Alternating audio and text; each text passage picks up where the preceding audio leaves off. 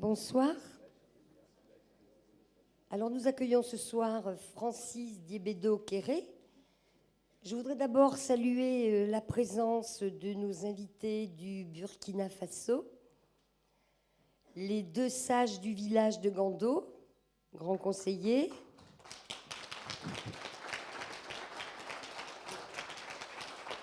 Donc Saïdou Samandoulgou et Zunoko Samandoulgou, et aussi Moussa Kéré. Voilà. Et aussi Dieudonné Ouango, qui est architecte au Burkina Faso, ainsi que Yerb Koun, bienvenue Bonaventure Meda, directeur régional de l'enseignement secondaire de Dano. C'est pas ça? De la région du Centre-Est. Voilà. Ah oui, puisqu'il est directeur régional, bien sûr. Grand patron de l'enseignement. Tous les 5 sont venus spécialement du Burkina Faso pour partager ce moment avec Francis Kéré.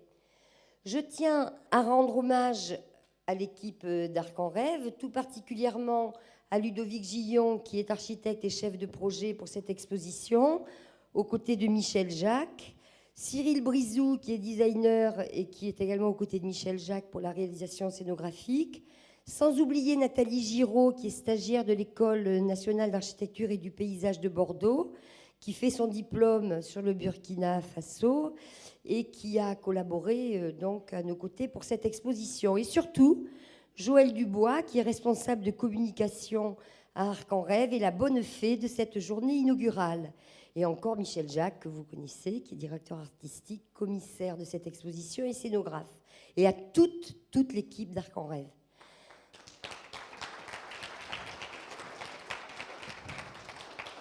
Spécial merci à la communauté burkinabé de Bordeaux, en particulier Charles Ouadraogogo, Gabriel Sandouidi,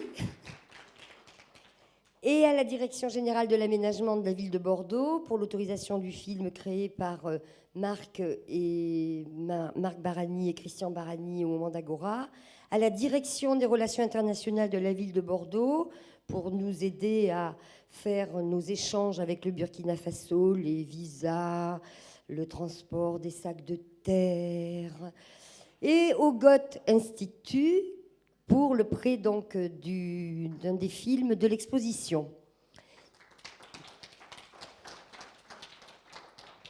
Évidemment, il ne faut jamais oublier les partenaires permanents d'Arc en Rêve, les partenaires institutionnels, la mairie de Bordeaux, partenaire historique qui soutient Arc en Rêve donc depuis sa création, le ministère de la Culture DRAC Aquitaine, la communauté urbaine de Bordeaux et le conseil régional dont nous espérons que sa contribution augmentera. Les partenaires privés,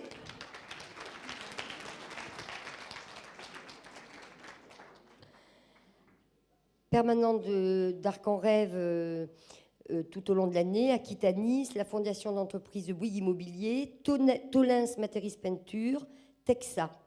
Alors, un petit changement de programme. Alain Juppé devait nous rejoindre pour une conversation avec Francis Kéré, soit en introduction, soit suite à la conférence. Il avait un agenda un peu trop tendu et une fenêtre de disponibilité trop étroite. Et donc, il sera là. Donc, vous serez privé de cette conversation entre Alain Juppé et Francis Kéré. En revanche, Alain Juppé vient demain pour une visite privée de l'exposition. Et donc, voilà, la rencontre aura lieu demain, hors public. Mais peut-être que c'est mieux pour le maire et pour Kéré. C'est pas pour ça, hein, on n'a pas fait exprès, on aurait aimé qu'il soit là ce soir. Alors, donc, maintenant, je commence avec la présentation donc, de Francis. Je voudrais quand même rappeler à ceux qui ne savent pas que son œuvre, son travail a été distingué par des grands prix prestigieux, la Gacan Award for Architecture en 2004 pour le projet de l'école élémentaire de Gando, le Global Award for Sustainable Architecture en 2009 pour le collège à Dano, et sur 2 années d'affilée, d'abord le Regional Holcim Awards en 2011, et ensuite, toujours pour le collège à Gando, et le Global Holcim Award 2012, Gold, là c'était l'or, carrément, en or, pour toujours le Collège de Gando. Alors, en guise d'introduction, je vais reprendre le petit texte que j'ai écrit pour l'exposition, donc je vais le lire avant de laisser la parole à Francis. Donc c'est une leçon d'architecture que vous allez entendre ce soir et que vous allez pouvoir découvrir en visitant l'exposition.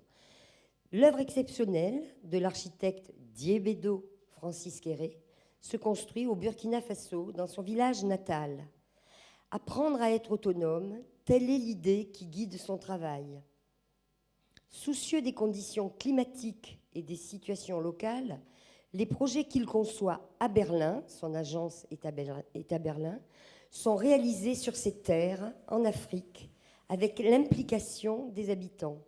Les chantiers sont des situations d'expérience qui convoquent les savoir-faire africains dans l'exercice de bâtir savamment. L'architecte, adepte des modes de construction traditionnels, invente une architecture dont la simplicité, la générosité et l'élégance expriment une grande modernité. Mon objectif, dit Francis, est de jeter un pont entre l'Afrique et les pays développés, où finalement, bâtir selon les critères de durabilité se révèle être un point commun. Et moi d'ajouter, si l'architecture traditionnelle africaine est naturellement durable, au sens occidental du terme, le plus souvent compris sur le registre étroit des matériaux recyclables et de l'économie d'énergie, la valeur ajoutée du travail de Francis Kéré est celle qui donne son plein sens au développement durable, c'est-à-dire le développement de tout l'homme, T-O-T, et pour tous les hommes. La conception de son métier et la manière d'exercer son rôle sont une belle leçon d'architecture, un magnifique exemple d'implication sociale. Oui, Diébédo Francis Kéré est un architecte hors norme. Humilité, altruisme, invention, pensée critique, l'œuvre de Francis Kéré est pétrie de toutes ses qualités. Il a le talent d'un grand, très grand architecte qui excelle dans l'art de construire, inspiré du don de soi et du devoir de transmettre. Son optimisme rayonne et fait rayonner le futur de son pays en donnant un nouveau sens aux relations Nord-Sud. L'exposition Bringing the Gap, jeter un pont, que lui consacre Arc en Rêve, invite à découvrir son travail, vous l'avez entendu tout à l'heure, unanimement reconnu pour son intelligence, sa poésie et son engagement politique. Francis.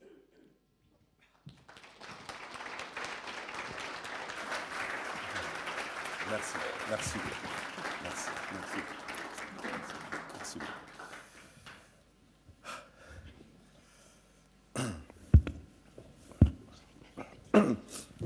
Ok. Je ne peux pas être sage ce soir. Si j'étais sage, j'allais dire merci et j'allais partir, mais je vais vous décevoir si je faisais cela. Ça marche? Ah oui, c'est bon. Bon, après tant de mots aussi chaleureux, voilà, tout le monde comprend que, voilà, on se sent important. Et on est touché. D'abord, je m'excuse, je suis très, très fatigué. Mais je suis très, très honoré.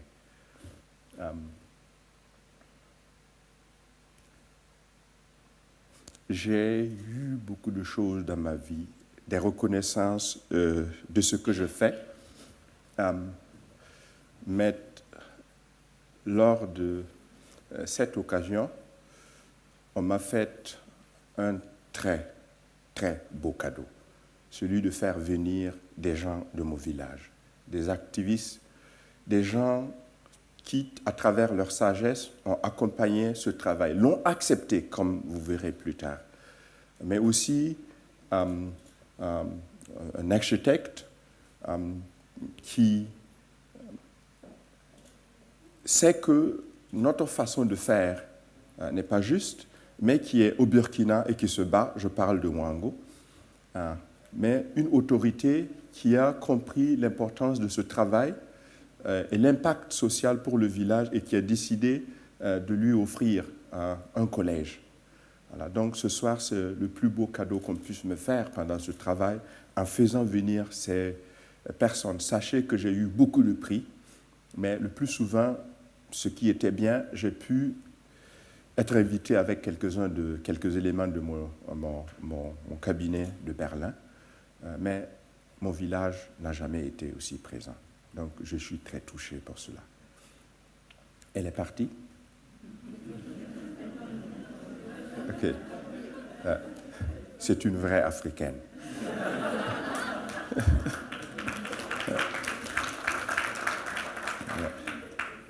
Bon. On continue ou bien on l'attend? On continue. Elle a dit de faire pour vous.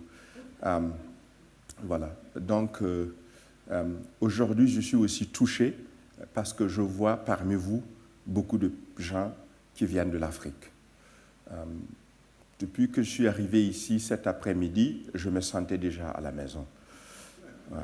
En parlant à Michel Jacques, en parlant à toute l'équipe de Francine, et aussi en voyant mon cabinet super présent. Donc, je suis bien sûr sous pression, mais je me sens à la maison.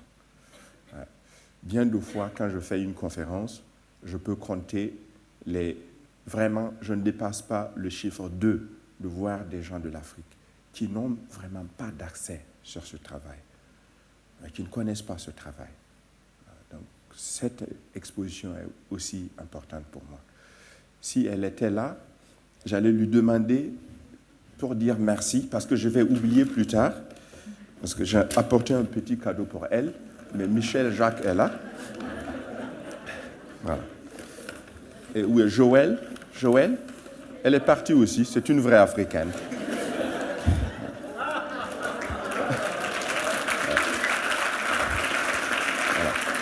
Voilà. Donc, voilà.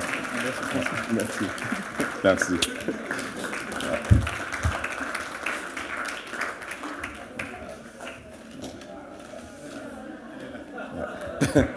Merci. Oui, mais oui. Bon, ouais. Merci beaucoup. Oui, merci. Voilà, Francine et Joël. Merci beaucoup. Merci. Merci beaucoup. Merci. Merci.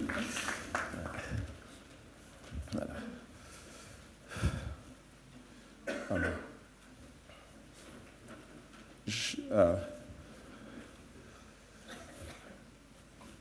C'est toujours très difficile de parler d'un tel travail.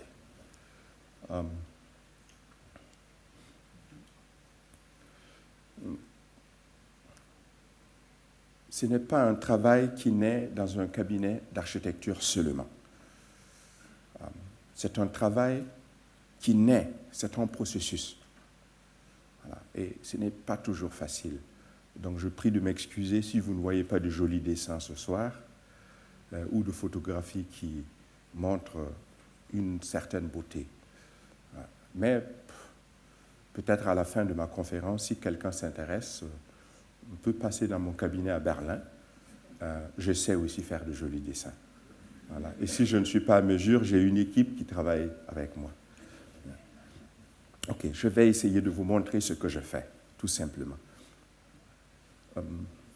Kann das weg?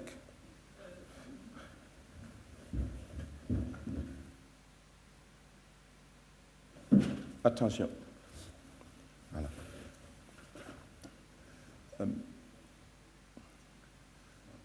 Nous avons ici une vue de la ville de Ouagadougou. Ce n'est pas toute la ville, mais nous avons un quartier qu'on appelle informel. Et nous avons ici le quartier qu'on appelle moderne, formel. Il n'y a pas beaucoup d'explications.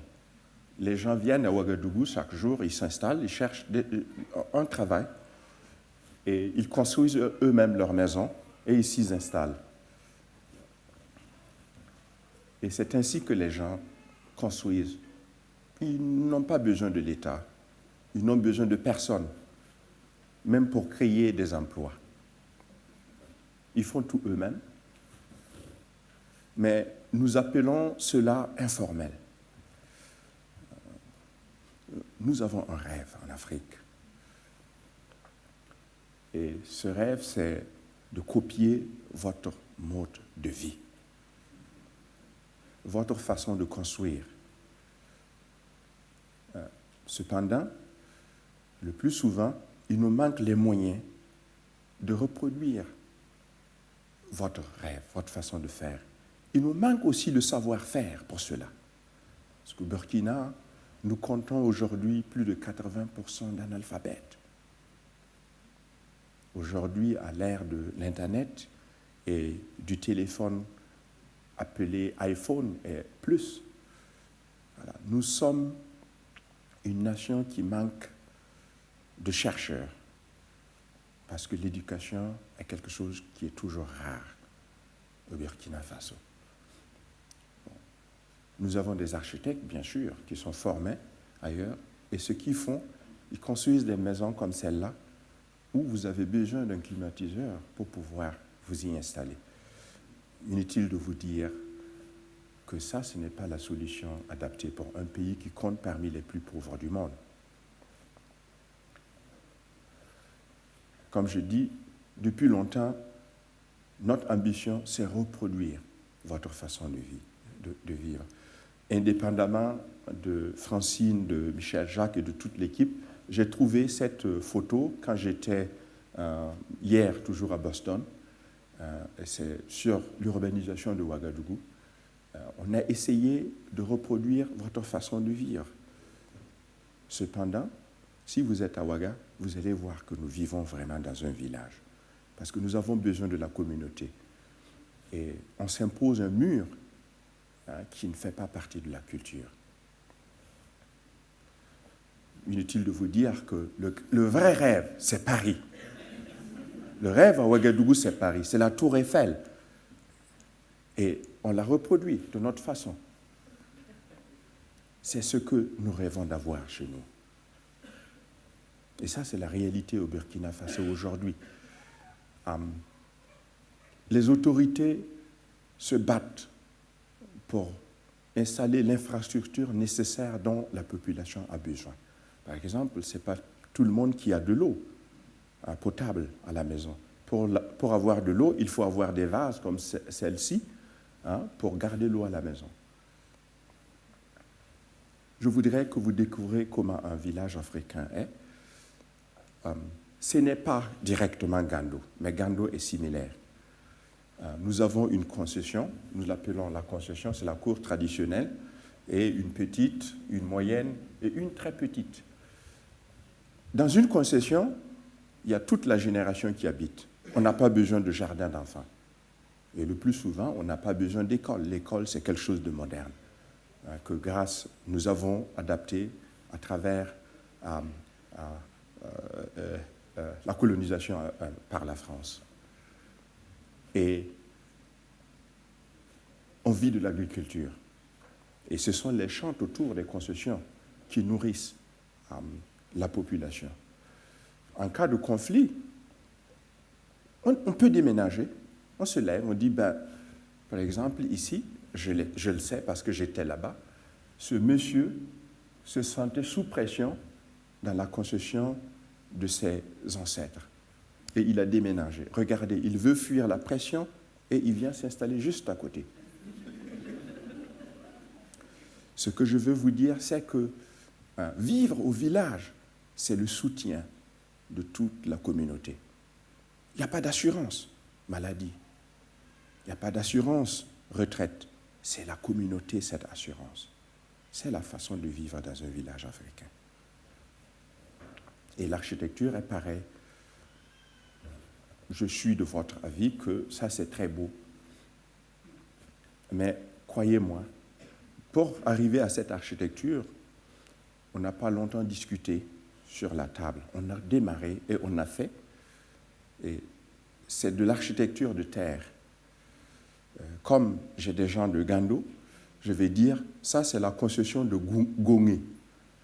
Gongi est le frère de Komi. Komi est Zunoro Samandolugu.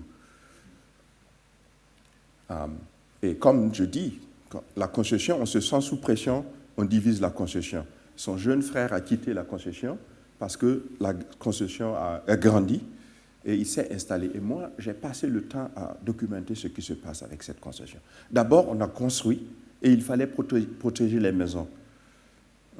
On utilise des produits naturels. Le beurre de karité, on utilise beaucoup les fruits du néré, mais aussi le goudron pour protéger les maisons. Les couleurs naissent parce qu'on ne trouvera jamais un arbre qui est capable de vous livrer la quantité de produits nécessaires pour protéger toute la maison. Donc on prend ce qu'on trouve. On va dans la nature et on prend ce qu'on peut trouver. Mais après une saison de pluie, tout s'efface, même le goudron. En même temps, ce qui s'est passé, c'est que la construction a grandi. Donc, la construction traditionnelle en Afrique grandit s'il y a le besoin et se réduit, la taille se réduit s'il y a aussi le besoin. Et une concession, nous le disons, ne s'éteint jamais. C'est ainsi que vous avez des concessions qui sont aussi banales que ça, mais plus âgées que tous les grands bâtiments que nous avons dans le pays. Notre architecture, c'est la terre. Ça, c'est une grande boutique sur la route Ouagadougou-Bobo. Et croyez-moi, vous trouverez tout, des cacahuètes, vous trouverez du paracétamol ou de l'aspirine pour traiter votre palu, vous avez de l'omo pour laver vos vêtements, vous avez même du fil pour tresser vos cheveux, vous avez de la cigarette, vous avez du pastis, vous avez du vin italien, du vin espagnol, donc vous avez tout. Mais entre nous, honnêtement, et surtout vous qui venez d'un pays qui est connu par la tradition du champagne et des bons vins, je ne vous recommanderais pas de boire cela. C'est fait pour qu'on puisse le vendre là, mais ce n'est pas du tout bien. Mais je parle de l'architecture. Quand ce supermarché, quand ce grand magasin, quand cette grande boutique s'écroule, il n'y a pas d'assurance. On se lève ensemble et puis on la reconstruit sans problème et la vie continue. On peut acheter de l'aspirine sans problème. Ce que je veux vous expliquer, c'est que l'architecture de terre a ses limites. Dans la taille, nous n'avons pas appris à construire grand. Nous ne maîtrisons pas les technologies. Et c'est pourquoi nous avons besoin de ce que, pour vous, est normal et habituel. Nous ne l'avons pas. Les savoir-faire modernes, la technologie. Une mosquée en terre, la première mosquée, soudano-sahélo, l'architecture soudano-sahélienne, et une nouvelle à côté. Il y a de grands pays qui viennent et qui trouvent que nous sommes pauvres et on veut nous aider. Qu'est-ce qu'on fait? On construit des mosquées. Je leur dirais de construire peut-être des écoles, mais ce n'est pas la question. Ce que je veux vous expliquer, c'est que souvent, l'aide est mal adaptée. Elle est fausse, parce que ce qui se passe ici, c'est qu'il y a toute une tradition, une technique, des savoir-faire traditionnels qui disparaît parce qu'on donne une mosquée en béton aux gens sans leur apprendre même comment utiliser le béton. Et on leur dit que ce qu'ils ont n'est pas bien. C'est primitif, ça n'a pas de valeur. Et c'est ce que je critique. Par exemple, si vous voyez ça, c'est la plus grande mosquée, c'est à Bobo Dioulasso. Cette architecture est riche. En principe, c'est en terre. Et les bâtiments sont très grands. Pour maintenir les bâtiments, il faut peut-être une échelle. Mais ceux qui ont construit ces édifices étaient très intelligents. Ils ont construit les maisons en même temps avec l'échelle. Donc, pour réparer les maisons chaque année, vous avez besoin de grimper, vous vous arrêtez, on vous donne le banco et tout, et puis vous travaillez. Et ces bâtiments, je ne sais pas l'âge, mais ce bâtiment-ci a plus de 80 ans.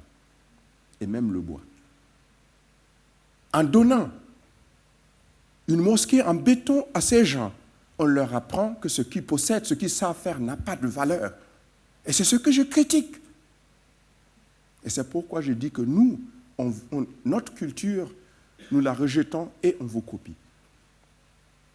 D'une part, nous sommes responsables parce qu'on n'a pas le pouvoir de questionner ce qui se passe. Mais d'autre part, vous êtes aussi un peu responsable. Ce n'est pas vous ici, pardonnez-moi. Mais je parle de votre pouvoir, votre force de séduction à travers vos médias qui sont si forts. La télé qui nous apprend toujours que, voilà, il faut aller à Paris faire les achats au lieu de faire ça à Ouagadougou. Voilà. Il faut porter Pierre Cardin ou quoi que ce soit. Je ne les déteste pas. Je n'aurai jamais de l'argent pour faire ça, mais c'est pour vous dire que votre culture nous est si attractive, hein, et séduisante qu'on ne peut pas s'en passer. Et c'est un problème. C'est un problème. Je la trouve très belle. Moi aussi. Mais c'est ça. L'innovation n'est plus. Nous copions. Et mal. Voilà. L'architecture de terre, cependant, souffre. C'est une maison dans ma propre cour. Et cette maison existe toujours. Voilà. C'est là où il y a les moulins de toute ma famille. Cette maison existe toujours. Il n'y a pas de changement. L'eau montante détruit les murs. Et le feu détruit les toits. C'est pourquoi les gens veulent vous copier aussi, parce que utiliser la tôle ou le béton, c'est mieux. L'État a un problème, c'est éduquer les masses. Donc, l'État fait construire des bâtiments pourvu qu'il y ait suffisamment de salles de classe. Il manque les moyens et souvent l'intérêt d'aller un peu plus loin. Ça, c'est à la périphérie de Ouagadougou, il n'y a aucune végétation. Dans les villages, les bâtiments sont comme ça. Un peu comme à Gando, mais pas à Gando. Et ça, c'est à Gando. C'est une salle de classe. Et moi, j'ai évolué dans une salle pareille. Et ils peuvent le témoigner. Je fus un des premiers de ce village à aller à l'école. Et c'était à Tinkodogo. Et j'étais assis dans une salle pareille avec plus de 150 autres élèves. Il fait chaud là, à l'intérieur, vraiment. C'est de la tôle que vous voyez en haut. Je peux la toucher, vraiment. C'est clair pour dire qu'on ne peut pas éduquer des enfants dans ces classes. Mais, par manque de moyens, et avec la volonté d'éduquer les masses, voilà, les responsables font tout pour avoir des classes. Et moi, j'étais heureux d'avoir eu la chance d'aller à l'école dans une salle pareille. Alors, c'est ce qui m'a conduit ici et ce qui a posé le fondement, comme on le dit, pour que je puisse vous parler ce soir. Je n'avais pas un rêve. Les rêves sont quelque chose de grand pour les grandes personnes. Je n'avais pas un rêve. Je voulais simplement construire une petite école chez moi au village. Mais j'étais étudiant. Comment construire une école si on est étudiant? On apprend à construire, à dessiner. On a un grand cœur pour sa communauté, mais pas d'argent et on n'est pas fini, on n'est pas crédible. C'est-à-dire on n'est pas très âgé. En Afrique, on m'accepterait facilement. En Europe, on n'a pas le doctorat ni le diplôme. Donc vous voyez, c'était là où j'étais. L'idée que j'avais, c'est simple, on a de la pierre, on a de la terre, et on a les gens, et qui construisent toujours tout ensemble. Voilà, c'était d'utiliser tout cela pour construire. Et c'est le projet que je vais vous montrer. Et c'est le projet comme ça. Ce n'est pas de la brique cuite. Ce sont des briques de terre qu'on a utilisées. Vous pouvez voir ça dans l'exposition. Et c'est de la tôle qu'ils connaissent, parce que c'est moderne. C'est mieux que la paille, parce que c'est dangereux, ça s'enflamme. Et l'État va retirer les enseignants. Il ne fallait pas. Et la structure est en fer à béton. Voilà. Comment on a fait? C'est simple. Tout le village était là, vous voyez. Ça, c'est au cours de l'extension. Je vais faire vite maintenant. Il y a les femmes qui sont là et d'autres réunissent. Les jeunes filles font partie de ce processus et même les vieux. Je ne reconnais pas Komi ou bien le Baloum ici, mais ils étaient là, tous. Ils travaillaient. Femmes, jeunes filles et même les vieux. Et qui connaît bien l'Afrique, c'est que si vous voyez des personnes qui ont la barbe se mêler dans un projet pareil, il faut savoir que on vous autorise de tout faire. On croit en vous. Donc j'ai eu la chance d'avoir été accepté par la communauté. Alors on utilise la pierre pour faire des fondations. Ça permet d'économiser de l'argent. Et ils sont jeunes et forts. On n'a pas besoin de construire des éléments métalliques pour supporter tout. Non, ils le font à la main et ça fonctionne. Et c'est le résultat comme ça. Cette photo a été prise en 2009 pour le Global Award. Le bâtiment a aujourd'hui 12 ans et c'est comme si c'était les premiers jours. Le bâtiment s'en sort sans aucune maintenance et qui connaît le pays et la façon de construire pourra vous dire qu'après 2 années, quand on construit, il faut réparer les maisons. Et la maison fonctionne. Voilà. Mais comment j'arrive à convaincre la communauté? Je ne sais pas comment. Mais ce que je fais, c'est très simple. J'arrive de l'Europe et j'ai une idée et je sais que je vais repartir. Mais je me rends compte que je dois m'asseoir et expliquer d'abord au papa, c'est mon père qui est là. Et d'habitude, les 2 messieurs que vous avez ici ce soir sont toujours assis avec lui. Donc j'explique d'abord, il écoute. Il prend souvent des journées, il écoute. Mais après, il est arrivé que chaque matin, souvent je suis à 7 heures ou bien beaucoup plus tôt au chantier, je vois tous ces vieux qui accourent et qui nous aident. Voilà. Dès qu'ils donnent l'accord, ils viennent eux-mêmes, ils le font. On voit un des vieux ici, l'autre est certainement derrière, et c'est mon père qui était le chef du village, et qui malheureusement n'est plus, alors il nous a quittés l'année passée, qui était là, entouré, et après on travaille. J'étais très jeune, mais il m'acceptait, parce que je me suis assis et j'ai expliqué, et j'ai écouté. Peut-être que j'ai fait ça. Voilà, et c'est le projet. Il fonctionne vraiment. À l'intérieur, il n'y a plus de tôle, vous comprenez? C'est comme si j'avais une maladie, j'étais atteint de la maladie de la tôle. Je dois l'utiliser, mais je dois l'améliorer. C'est ainsi le travail que j'avais. Mais, mesdames et messieurs, comment expliquer des plans et des dessins à des gens qui ne savent ni lire, ni écrire? C'est avec des dessins simples comme ça que j'ai fait. J'ai expliqué aujourd'hui que j'utilisais mon doigt. On me voit toujours en train de dessiner sur le sol pour expliquer comment travailler. Mais ça marche. Au Burkina Faso, ils commencent à surveiller les constructions depuis l'année passée, parce qu'il y a eu beaucoup d'accidents. Normalement, si vous avez un bon plan, vous pouvez démarrer. Personne ne vous demande comment vous construisez.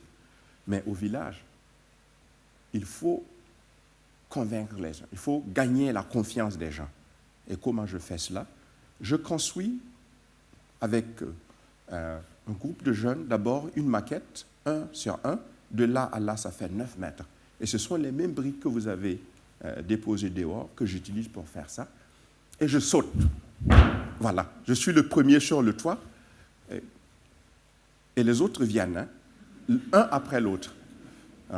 Ils ne sont pas du tout confiants, mais on va voir. Comme il veut, on monte. Et du coup, ils sont là. Mais je suis au milieu, donc ils sont obligés de venir. Et ça fonctionne. Mais ce que vous ne pouvez pas voir ici, peut-être que vous le sentez ici. Vous voyez ce monsieur qui regarde. Tout le village est toujours là, en train de regarder. Même eux qui sont assis ici. Méfiants. Confiants, mais très méfiants. On va voir ce qu'il fait encore. Et si ça tombe, vous avez tout perdu. Mais si ça ne tombe pas, vous avez convaincu. C'est ainsi que je travaille. Et ce que vous voyez et que je n'arrive pas à bien vous expliquer est quelque chose de très compliqué. J'ai dû ajouter cette photo ce soir parce que j'ai découvert mon frère en train de parler aux sages on a fait ça comme test. Ce sont les habitations des enseignants. J'ai testé, ils ont vu que ça allait, mais ils n'avaient pas du tout confiance. Et on a fait cette petite maisonnette. Je suis monté moi-même et je les ai encouragés de monter. Ils ne montaient pas. Je donne seulement un exemple. C'est Moussa qui est aussi parmi. Il est assis, mais il n'avait pas confiance. Il est assis de telle sorte qu'il puisse sauter quand ça va se passer. Et c'est ça qu'il était en train d'expliquer aux sages. Et c'est ça que j'ai appris que chacun... Ils ont frappé les enfants. Ne rentrez pas là-bas. Non, non, non, non. Ça ne tiendra pas. C'est une tombe. Mais après, ça fonctionnait. Et du coup, on avait plus de 20, 30 personnes. Ils voulaient tous monter sur le toit. Voilà. Vous comprenez que l'architecture, l'ingénierie a des limites. Et moi, maintenant, qu'est-ce que je fais? Je ne peux pas dire « descendez, ça ne marche pas ». Non, non, non, ça ne marche pas. Si vous dites de descendre, c'est qu'il y a un risque que ça puisse se détruire. Alors donc, je suis toujours là, le cœur bat fort, je ne sais que faire. Je trouve un piège, descendez, on va faire ça. Et bien, jusque-là, ça arrive, et il n'y a pas eu d'accident. Et ça marche très bien. Et ce qui est arrivé, avant de partir, j'ai dit, il y a un jeune frère, Yida, qui est le traducteur pour moi, je téléphone et il diffuse les informations. Et j'ai confiance en lui. Je pars, je dis, c'est joli, tout le monde commence à aimer, mais il ne faut pas reproduire ça sans mon autorisation. C'est des maquettes, il faut voir si ça fonctionne. Je pars, je reviens 3 mois plus tard, je vais à Garango, c'est une ville proche de Gando. Qu'est-ce que je vois? Je vois 2, 3 jolies voûtes, une concession, jolie, très bien construite. Je m'arrête, je regarde, je l'appelle, et je dis, je n'ai pas dit de ne pas reproduire. Oui, mais les jeunes étaient encouragés, et Hato voulait avoir ça, donc on est parti construire. Voilà. Donc, ils ont adapté sans même mon autorisation, parce qu'ils sont convaincus que ça tient. Voilà. C'est ainsi que ça marche, c'est ainsi que je travaille avec les gens. Mais ce sont les habitations des maîtres. Je vais vous montrer vite comment c'est. On construit, on a un toit. C'est sec au Burkina Faso. Donc l'architecture vient avec des éléments. Ce sont vous pouvez appeler ça gouttière comme vous voulez, mais voilà, c'est ouvert. L'eau est conduite comme ça, l'eau de pluie bien sûr. Il y a des caniveaux comme ça, et ça continue. Et dans un jardin, on a un grand bassin. Voilà, on recueille l'eau, on la stocke. Et pendant la saison sèche, nous utilisons ça pour faire pousser des arbres. Comme ça. Un clic. Voilà. Et cette méthode est devenue une partie du cours, une partie de l'éducation. Comment faire pousser des arbres à l'école. Voilà. Et quand il y a des amis comme Hannah qui viennent visiter le chantier, filles et garçons sont fiers de montrer leur manguier. Qu'on a fait pousser grâce à l'eau qu'on a recueillie. Voilà. Et maintenant, ces manguiers produisent, comme vous voyez. Petits, et les enfants grimpent même. Voilà. C'est la façon de lier une nécessité, créer de l'ombre, et créer aussi, aider à faire pousser des arbres fructueux pour les enfants, pour qu'ils aient de la vitamine. Certains viennent de 6, 7, 8 jusqu'à 10 km. Et ils restent toute la journée là-bas, à l'école. Et c'est ce que nous faisons. Donc, ce n'est pas seulement de l'architecture. Alors, la première école a été construite pour 120 élèves. 3 ans plus tard, on avait plus de 300. Qu'est-ce qu'il faut faire? Francis doit faire une extension. On est prêt, on va l'aider. Au début, c'était seulement le village de Gando. Mais le travail marchait si bien que voilà, c'était un événement social important et les villages voisins venaient nous aider. Et c'est ainsi qu'on a commencé à faire les dessins pour l'extension. Très simple encore, avec des idées, des esquisses qui montrent la circulation de l'air pour climatiser les maisons. Et je vous montre vite comment nous utilisons des outils primitifs. La machette, comme il l'utilise, comme Baba utilise, et Benjamin utilise le niveau à bulle d'air pour empêcher le mortier de rentrer dans les vides. On n'a pas besoin d'acheter de nouveaux outils. Et ainsi, on construit des bâtiments pareils. Je puis vous garantir que même les animaux aiment nos maisons. Et c'est le résultat avec des briques de terre, des briques produites sur place. Je n'ai pas de talent, mais c'est moi-même qui ai appris à ces gens à construire. Quelques assises et vous vous retirez. Et vous êtes critique et vous êtes toujours présent. Ils vont vous montrer comment faire. Ils sont pleins de talent. Voilà. Et le bâtiment, chaque coin du bâtiment est utilisé. Chaque coin. Et la population est bien sûr très très fière. Très fière. Parce que c'est leur bâtiment. Normalement, quand le DR vient à Gando, les temps, alors c'est le grand respect, donc on a peur, on ne s'approche pas. Si vous arrivez, c'est la population qui vous prend maintenant à la main, qui montre comment ils construisent, n'est-ce pas? Voilà. C'est ainsi que nous travaillons. Normalement, je construis et je pars. Nous avons essayé de protéger des fenêtres et j'ai entendu une voix qui disait, parmi d'autres aussi, il y avait commis et puis voilà, ceux qui sont présents. Francis, pourquoi on ne met pas une couleur pour faire la différence entre le premier bâtiment et puis le nouveau? J'ai dit, d'accord, on va faire. Donc, normalement, on achète du tissu, on coupe et on colle. On essaie de voir si ça fonctionne. Je discute d'habitude avec 5 personnes ou 6 personnes. Après une demi-heure, je me rends compte que tout un chacun qui passe veut faire partie de la discussion. Après 1 heure, je me rends compte qu'il y a 30 qui veulent parler de couleur. Voilà. Vous pouvez vous imaginer ce qui se passe après 2 heures. Tout le village est là. Et chacun sait choisir la meilleure couleur. Qu'est-ce que je fais? Je me retire. Et je viens, et pour la couleur, je viens trouver ce qu'ils ont fait. Bien sûr, je suis éduqué chez vous, au nord. J'ai appris à travailler avec les couleurs. Donc j'arrive et toujours c'est comme un choc. Je regarde, je me touche la tête, je tourne le dos, j'essaie de voir à qui parler premièrement, chez qui me plaindre. Avant que je le dise, quelqu'un accourt et que je ne pensais même pas qu'il faisait partie, il se dit Francis, ou bien Gembero, c'est Diebedo, c'est mon nom. Je voulais te dire que c'est moi qui ai aidé à faire cette couleur. Donc j'écoute étonné parce que je n'entends pas. Et le prochain vient. Et du coup, après 1 heure, chacun réclame voilà, les couleurs pour lui. Qu'est-ce que je constate? Mais c'est fantastique. Je crée un cadre pour les gens et ils s'en approprient. Et c'est ce que l'architecture peut vous offrir. Et c'est une joie de pouvoir faire ça. Voilà. Maintenant, il m'autorise à utiliser de la terre pour faire le plancher, pour faire le sol. Et avant, il ne fallait pas. Quand je suis venu expliquer qu'on va construire une école, croyez-moi, tout le monde était épaté, éclaté de joie. Et j'ai dit, on va utiliser de la terre. Là, l'optimisme est parti.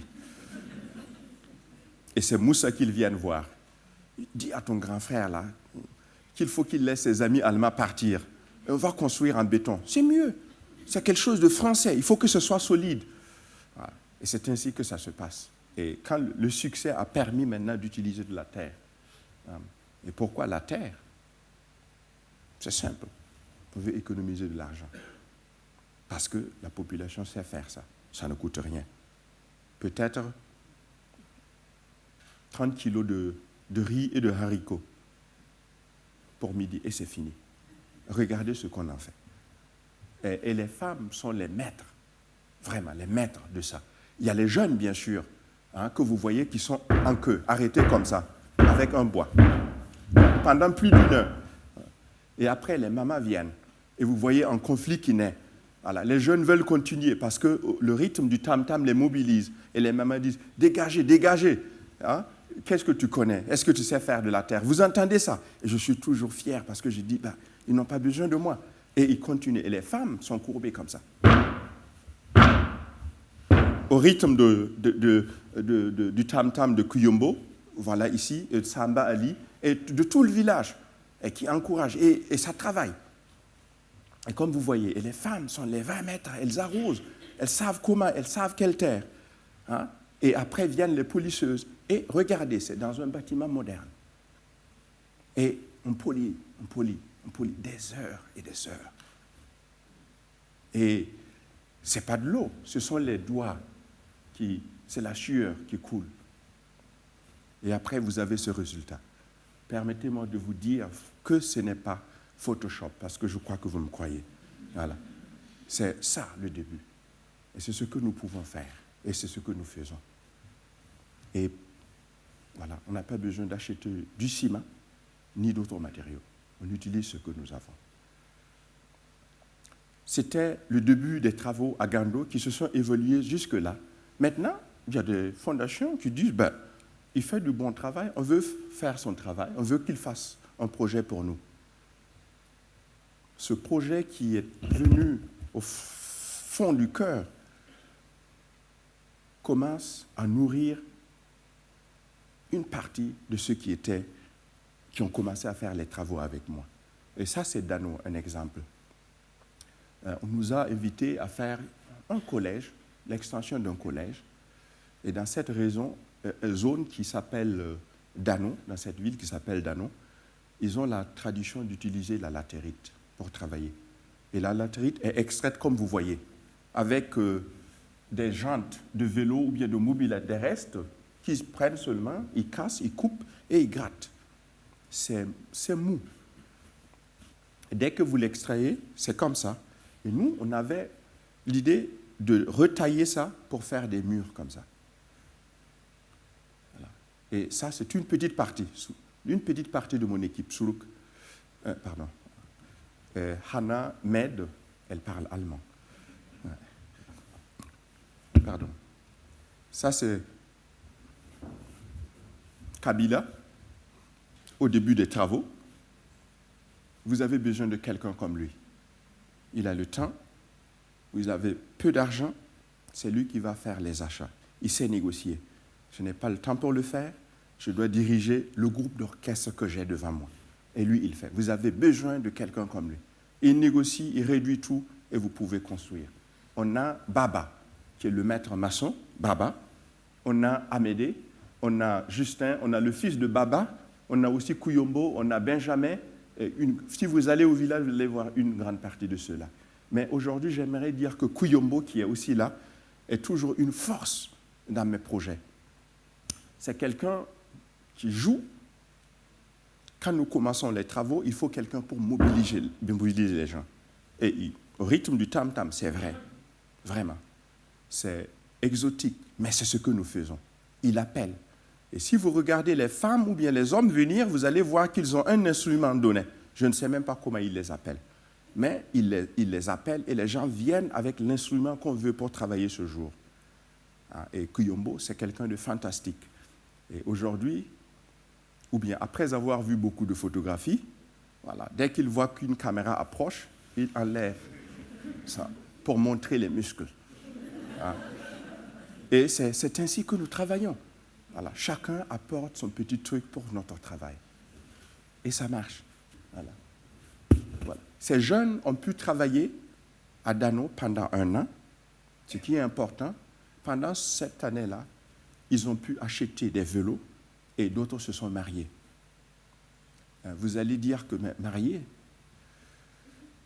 dans un village, pour pouvoir se marier, il faut aller peut-être en Côte d'Ivoire, loin de la famille, pour pouvoir faire des économies et revenir. Parce que une fille n'est pas conne. Là. Pourquoi le suivre s'il n'a même pas de vélo? Que faire si les enfants qu'on a sont malades? Qui les amènera à l'hôpital? C'est dans ce contexte qu'il faut comprendre cette importance. Et ils ont pu faire cela. OK, voilà, la latérite. Donc, voilà, on livre. Ce sont nos camions comme ça. Même à Dano, c'est ce qu'on a fait. Et on taille. Clic, clic, clic. Clic. Avec un outil normal, primitif, c'est la daba, c'est la pioche qu'ils utilisent, et on commence à faire les murs, comme vous voyez, pour le sol. Et je dois tourner, comme aujourd'hui je suis là, sachez qu'il y a 4 chantiers qui marchent, sans moi. Qu'est-ce que je fais? Je fais des maquettes, comme ce que vous voyez, sous un gros manguier. Et tout est utilisé et fait, souvent même sans moi. Et Et c'est Amédée qui est en train de faire la coupe finale de Dano. Et le projet est fini et vous pouvez éduquer des jeunes là-bas. Ouais. Avec la ventilation, comme vous voyez, et encore les dessins. Et croyez-moi, sans éducation, je n'y serais jamais, jamais arrivé. Et je crois que c'est ça qui fait la différence entre votre culture et la mienne. L'école, pour vous, c'est normal. Pour nous, cela constitue toujours un rêve pour des millions. Ouais. C'est ça la différence. Voilà. Grâce à l'éducation, il m'est possible de faire ça avec les gens de chez moi. Voilà. Gando évolue, comme je le dis. Nous avons eu la chance d'avoir un collège et il fallait construire. Mais le temps manquait. C'est le site de là où se trouve notre école. Les bâtiments sont au fond. Mais je veux vous montrer comment c'est ouvert. C'est presque le désert. C'est là que nous travaillons.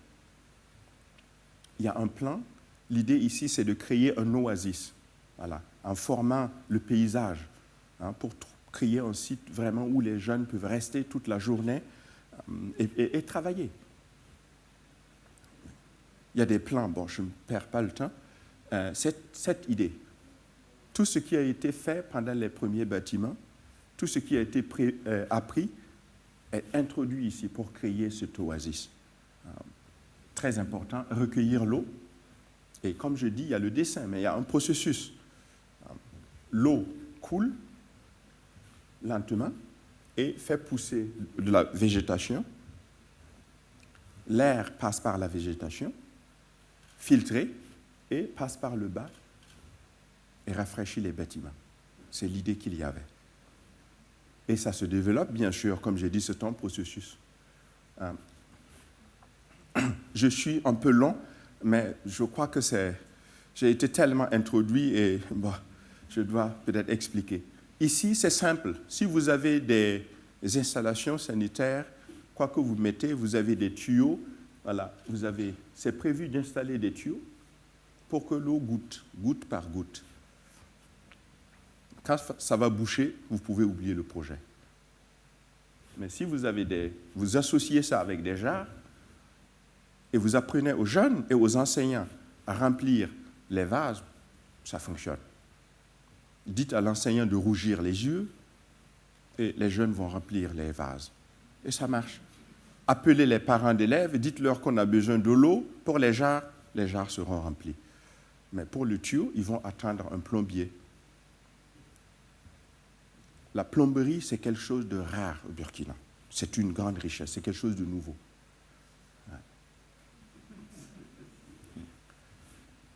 Voilà, ce sont les projets. Et ce projet a été primé meilleur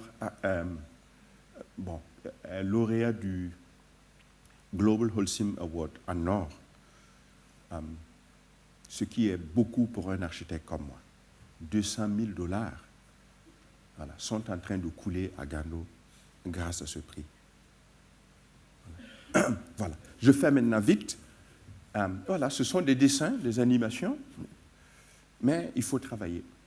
Encore une fois, c'est une partie de l'équipe que j'ai comme ça, et on commence à travailler. Il faut faire des tests.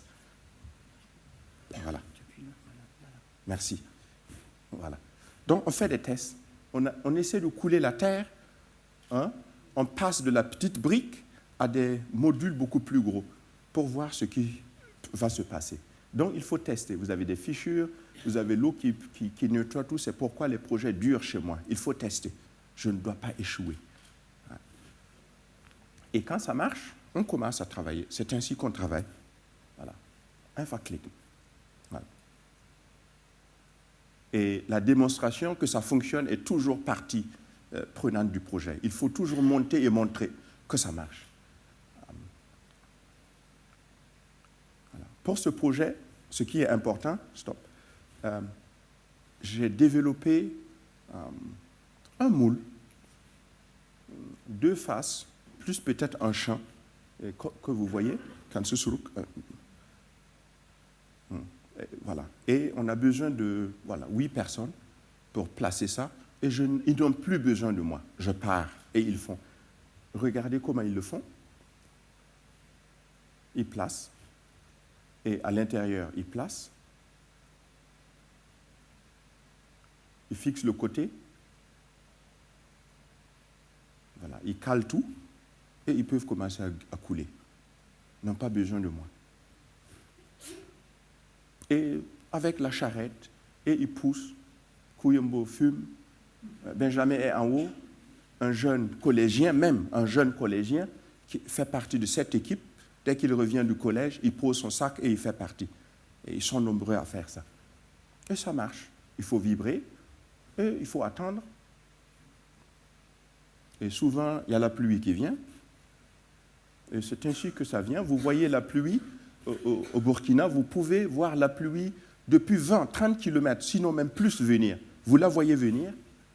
Et quand elle arrive, c'est comme ça. Quand elle passe, c'est comme ça, au village. Et à Ouagadougou, vous lisez que oui, l'aide internationale arrive. Parce que, voilà, tout est noyé. À Gando, nous, on se précipite, on protège nos murs. Ça doit aller vite, vraiment. Et on protège, on attend. L'eau passe, vous voyez, avec une petite barrière. Ce n'est pas Christo, l'artiste que vous connaissez.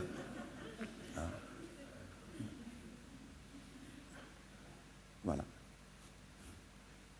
La pluie vient, c'est une destruction, mais sans pluie, on ne peut pas exister. On a besoin de l'eau. Ça cause des dégâts, comme vous voyez, mais pour moi, c'est une richesse. Appelez ça rivière, comme vous voulez. Ça s'achète de toutes les façons très vite, mais voilà ma richesse. Le sable, le gravier, la terre, la latérite que nous amenons sur le chantier. Je peux construire des milliers d'écoles tous les jours. J'ai les matériaux. C'est plein. C'est inépuisable. Tant qu'il pleut, il y a ces matériaux. Le gravillon, tous à moins de 600 mètres du village. Tous. Et les cailloux, c'est à côté, c'est sur le site de l'école. Nous plaçons et tout grandit. La verdure naît parce qu'il y a de l'eau. Nous, on continue à protéger nos murs. On travaille.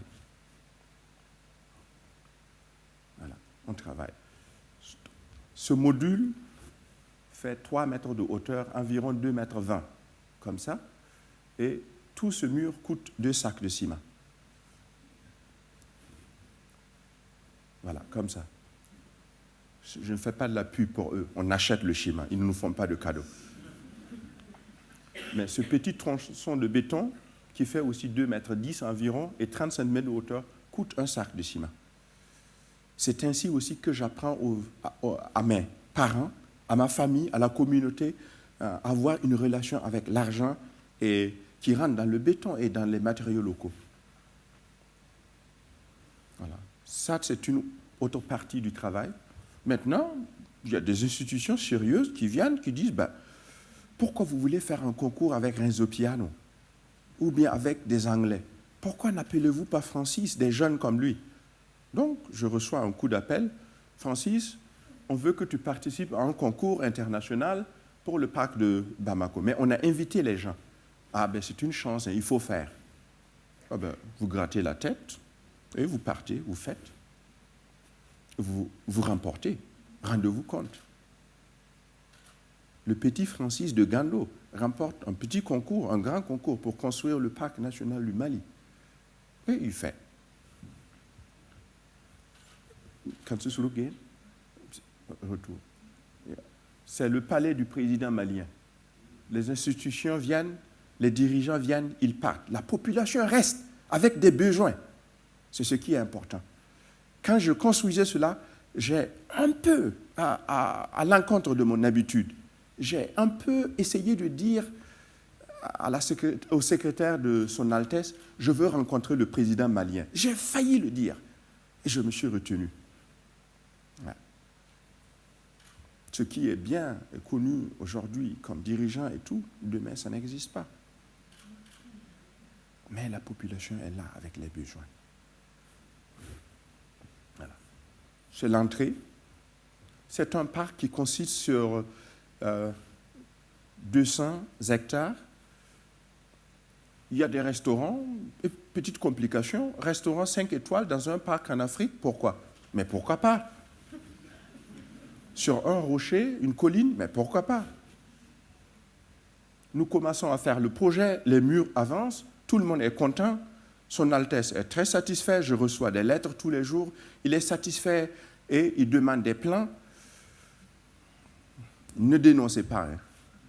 Quelqu'un m'appelle, il dit oui, il a un groupe de gens qui ont des soucis, ils veulent l'informer, mais si tu envoies même 5 plans, mais $5,000, $6,000, comme ça ils vont te laisser en paix, tu continues ton travail. On apprend beaucoup hein, quand on a la confiance des gens. Et on fait, le projet pousse, et c'est le projet comme ça. C'est le lieu le plus visité de Bamako. Moi, je vous laisse aller voir, peut-être que vous me direz ce que vous voyez. C'est le soir, il y a la belle atmosphère. Et c'est un lieu où seulement des bandits se trouvaient. Celui qui connaît ce parc sait que c'est vrai. Et maintenant, c'est devenu le lieu de loisirs et puis le lieu de conflit. Il y a la jeunesse et les conservateurs, selon la directrice. Hein, il y a des journaux qui écrivent qu'on veut gâter la jeunesse, qu'ils partent se reposer et se coucher à côté des filles.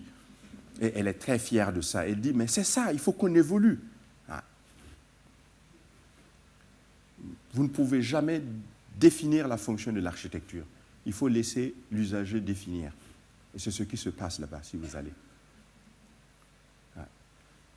Je ne vous montre pas la beauté du projet. Ce qu'il y a ici, c'est que l'idée était de travailler comme Gando. Faire travailler une population qui n'est pas formée. On a taillé de la pierre sur le site, croyez-moi. On a fait travailler plus de 1000 jeunes. Et c'est ça surtout qui a plu aux clients, à Son Altesse le Aga Khan.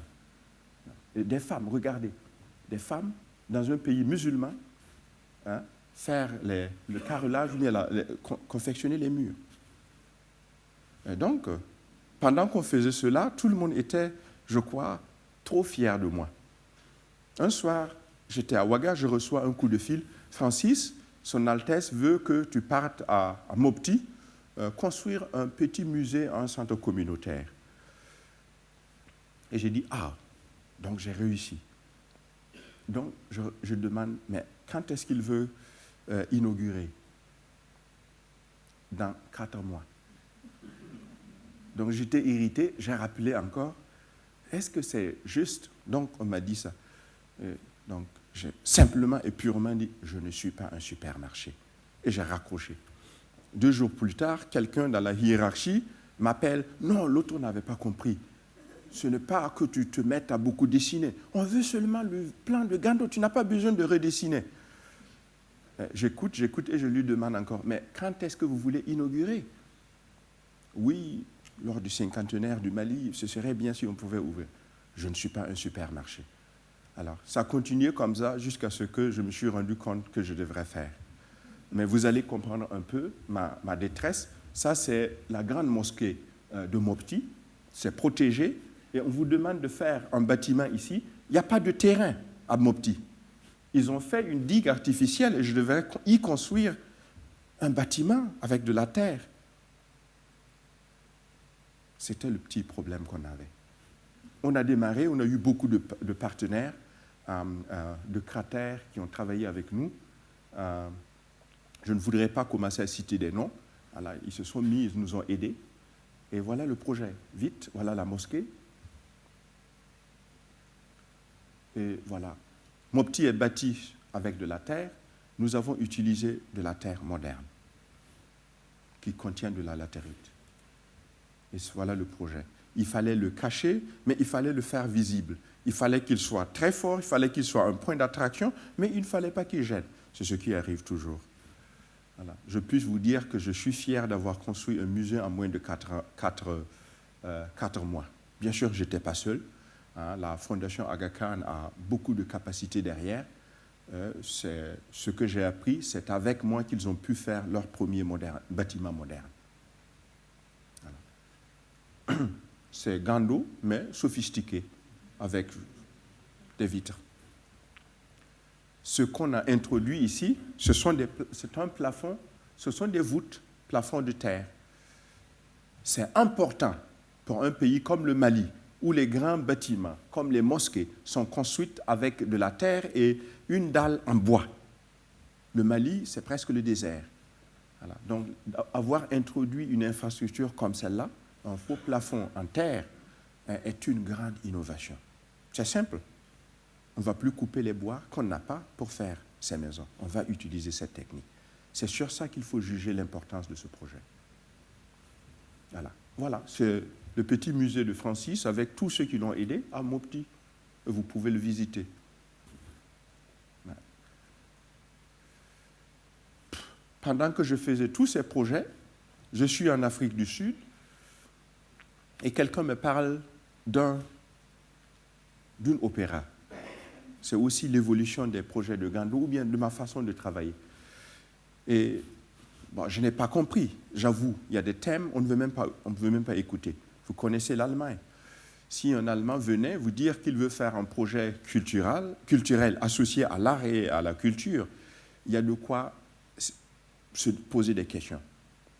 Si on pense au passé nazi, et si on pense à l'État allemand aujourd'hui où il y a une population très critique, donc il ne faut pas se mêler à un projet pareil. Et c'est ce que j'ai senti, c'est pourquoi je ne voulais pas me mêler. Mais finalement, je me suis mêlé. Parce que c'est ce monsieur-là, il s'appelle Christophe Schlingesif. Malheureusement, il n'est plus. Ce qui était intéressant, on commence le projet, on arrive au Burkina, il y a la caméra qui nous suit. Donc j'ai appelé ses bras droits, mais est-ce qu'il peut faire éteindre la caméra quand on parle intime ou bien quand on parle sérieux ou bien avec les autorités? Non. Francis, tu peux oublier cela. Donc c'était un projet fortement médiatisé. Il y avait toujours la caméra. Et il fallait travailler vite parce que je me battais contre un artiste qui était réputé être un provocateur.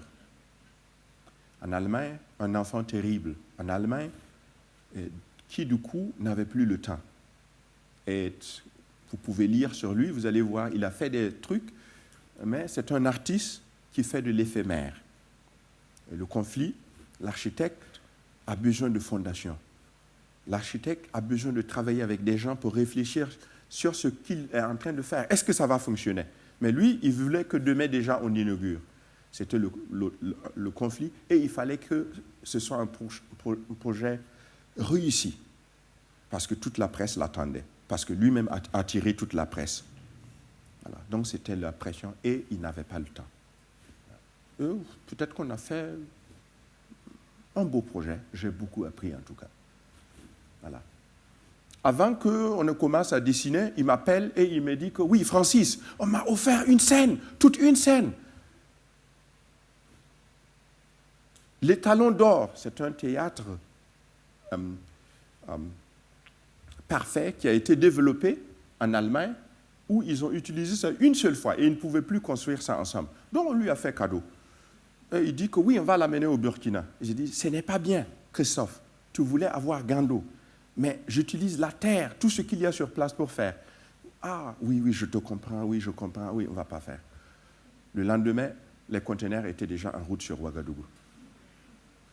Voilà, c'est ainsi qu'on a travaillé. Donc, on a mis ça dans un lieu comme vous voyez, c'est presque le désert. Et il fallait que je dessine vite, il fallait que je le défende bien auprès du gouvernement et bien sûr la presse, parce que la question qu'on se posait, vous, avec votre architecture, avec votre modestie, je ne sais pas si je suis modeste, pourquoi vous travaillez avec ce fou? C'était toujours la question. Ouais. Mais finalement, son idée a remporté, comme je tiens à dire, hein, il y a eu une installation, même après sa mort, et ça a remporté le Lion d'Or à Venise. Voilà le projet. Vite, voilà les conteneurs. Il n'y avait rien. Et il fallait que je dessine. J'ai des kilomètres de emails. Des kilomètres. Voilà. Il fallait dessiner vite et faire vite. C'est une partie du projet, une petite partie. Une petite, qui fonctionne déjà et qui continue de se développer comme un centre hospitalier qui se joindra. Je vous ai dit que sans éducation, je ne pourrais jamais faire ça. Ne croyez pas les gens quand ils disent qu'ils savent tout faire tout seuls. Ce n'est pas possible. Voilà. J'ai à Berlin une équipe que j'aime bien. Ouais. Il y a 2 qui sont là. Et voilà, sur laquelle je m'appuie pour faire beaucoup de projets.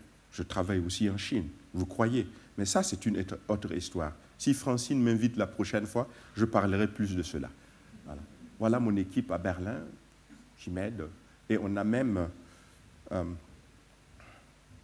on a un bébé. C'est Claudia, c'est mon assistante. Ce n'est pas mon bébé, mais c'est le bébé du cabinet. On a des Espagnols, des Anglais, des Italiens, des Allemands, des Bavarois,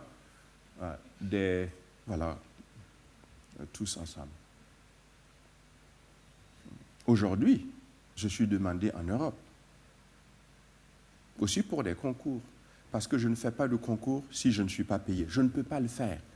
Et ça, c'est le musée de la international de la Croix-Rouge. Je vous montre vite comment. Si jamais vous me demandez de vous faire un projet, pourquoi je vais vous demander de l'argent? C'est pour vous montrer le projet. Regardez, c'est reconstruire le lien familial. C'est un projet prestigieux. Selon ce que j'ai appris plus tard, c'est que des personnalités remarquables de l'architecture comme Zaha Hadid avaient été invitées. Elle n'est pas venue parce qu'il n'y avait pas beaucoup d'argent. Mais pour moi, c'était une richesse. Une bourse de 50 000 francs suisses seulement pour participer au concours, c'était beaucoup d'argent. On a fait et on a gagné. Voilà. Et c'est ce qu'on a proposé à la va-vite, simplement pour que vous sachiez que vous pouvez me donner du travail ici. Clic, clic. Voilà. C'est ce que je vais essayer de vous montrer et discuter avec vous. Si vous me donnez le programme et tout, je vais vous montrer. Comme ça, ce que j'en ferai des espaces.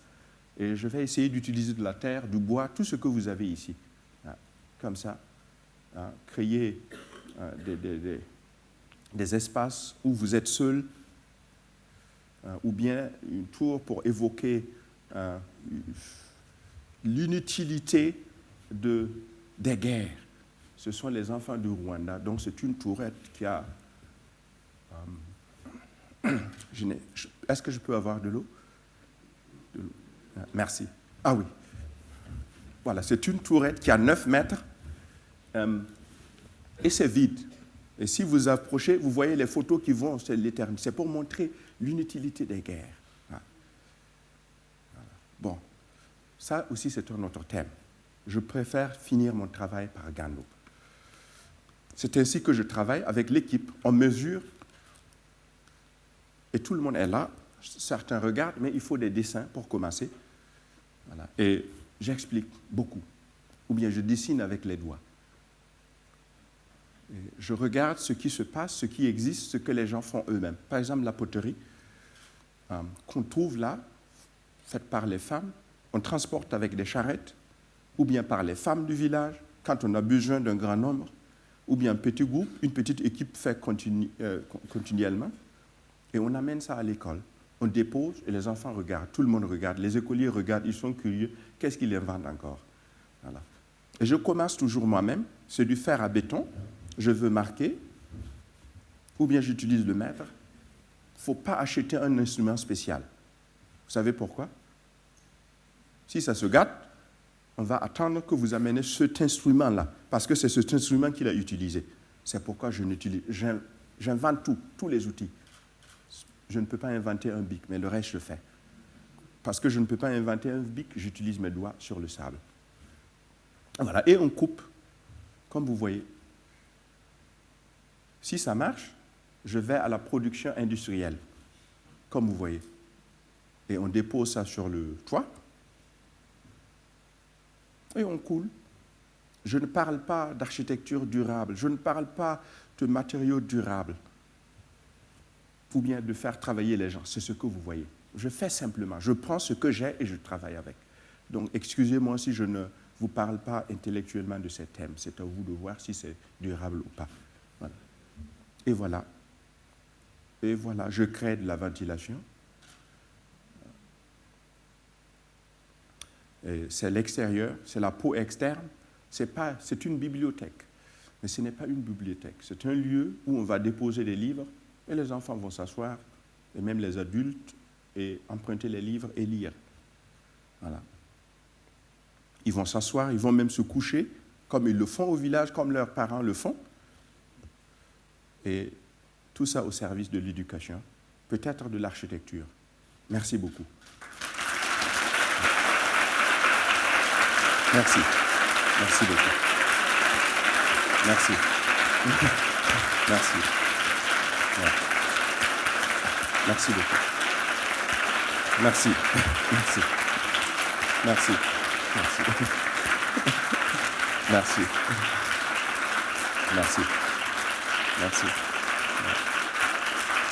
Merci. Merci beaucoup. Merci. Merci beaucoup. Merci. Merci. Merci. Merci. Merci. Ouais, merci. Ouais. C'est vous qui m'avez donné l'énergie. Sinon, j'ai volé toute la nuit. Ouais. Ouais.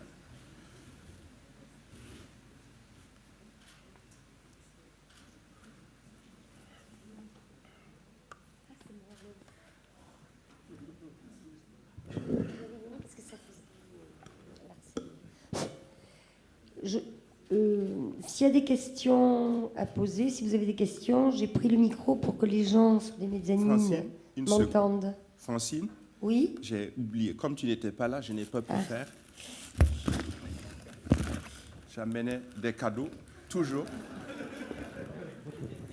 C'est un bouquin que j'ai fait sur... Je vais dire ce qu'il y a à l'intérieur. C'est un bouquin que j'ai... Il ne faut pas que tu crois que c'est du chocolat. Voilà.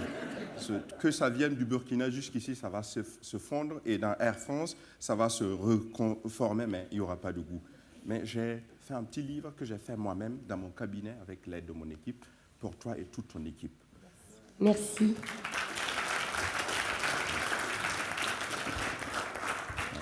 Et si ça ne te dérange pas, je vais ouvrir ce cadeau.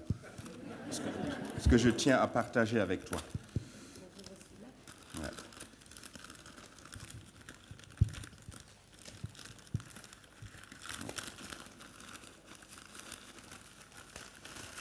Je l'avais emballé, je voulais aller aux États-Unis avec, mais j'avais peur qu'ils ne croient que c'était un revolver. Donc je l'ai laissé à Berlin et j'étais heureux de voir que c'est venu. Tu ouvres et j'ouvre.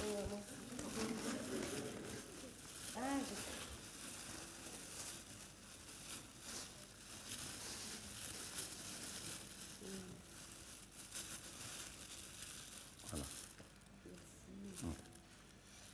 Voilà. Ça, vous avez déjà vu. Voilà. Mais ça,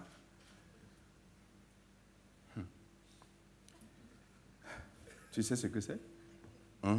Ça a été utilisé par ma propre mère durant toute la construction. Pour toi.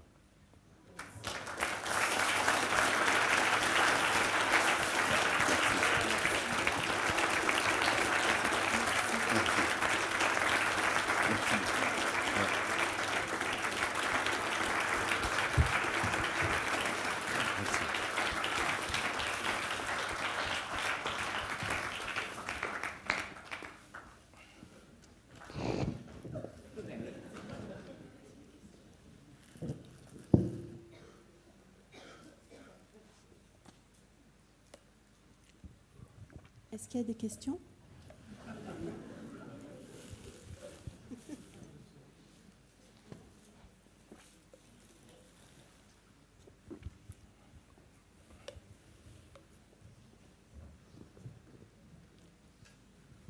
Les gens qui sont en mezzanine, qui voudraient poser des questions, peuvent s'approcher et voilà, pour les poser dans la salle.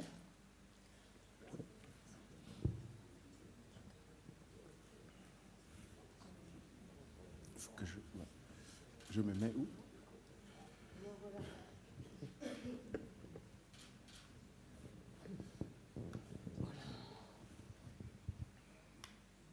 Je pense que cette présentation se passe de questions.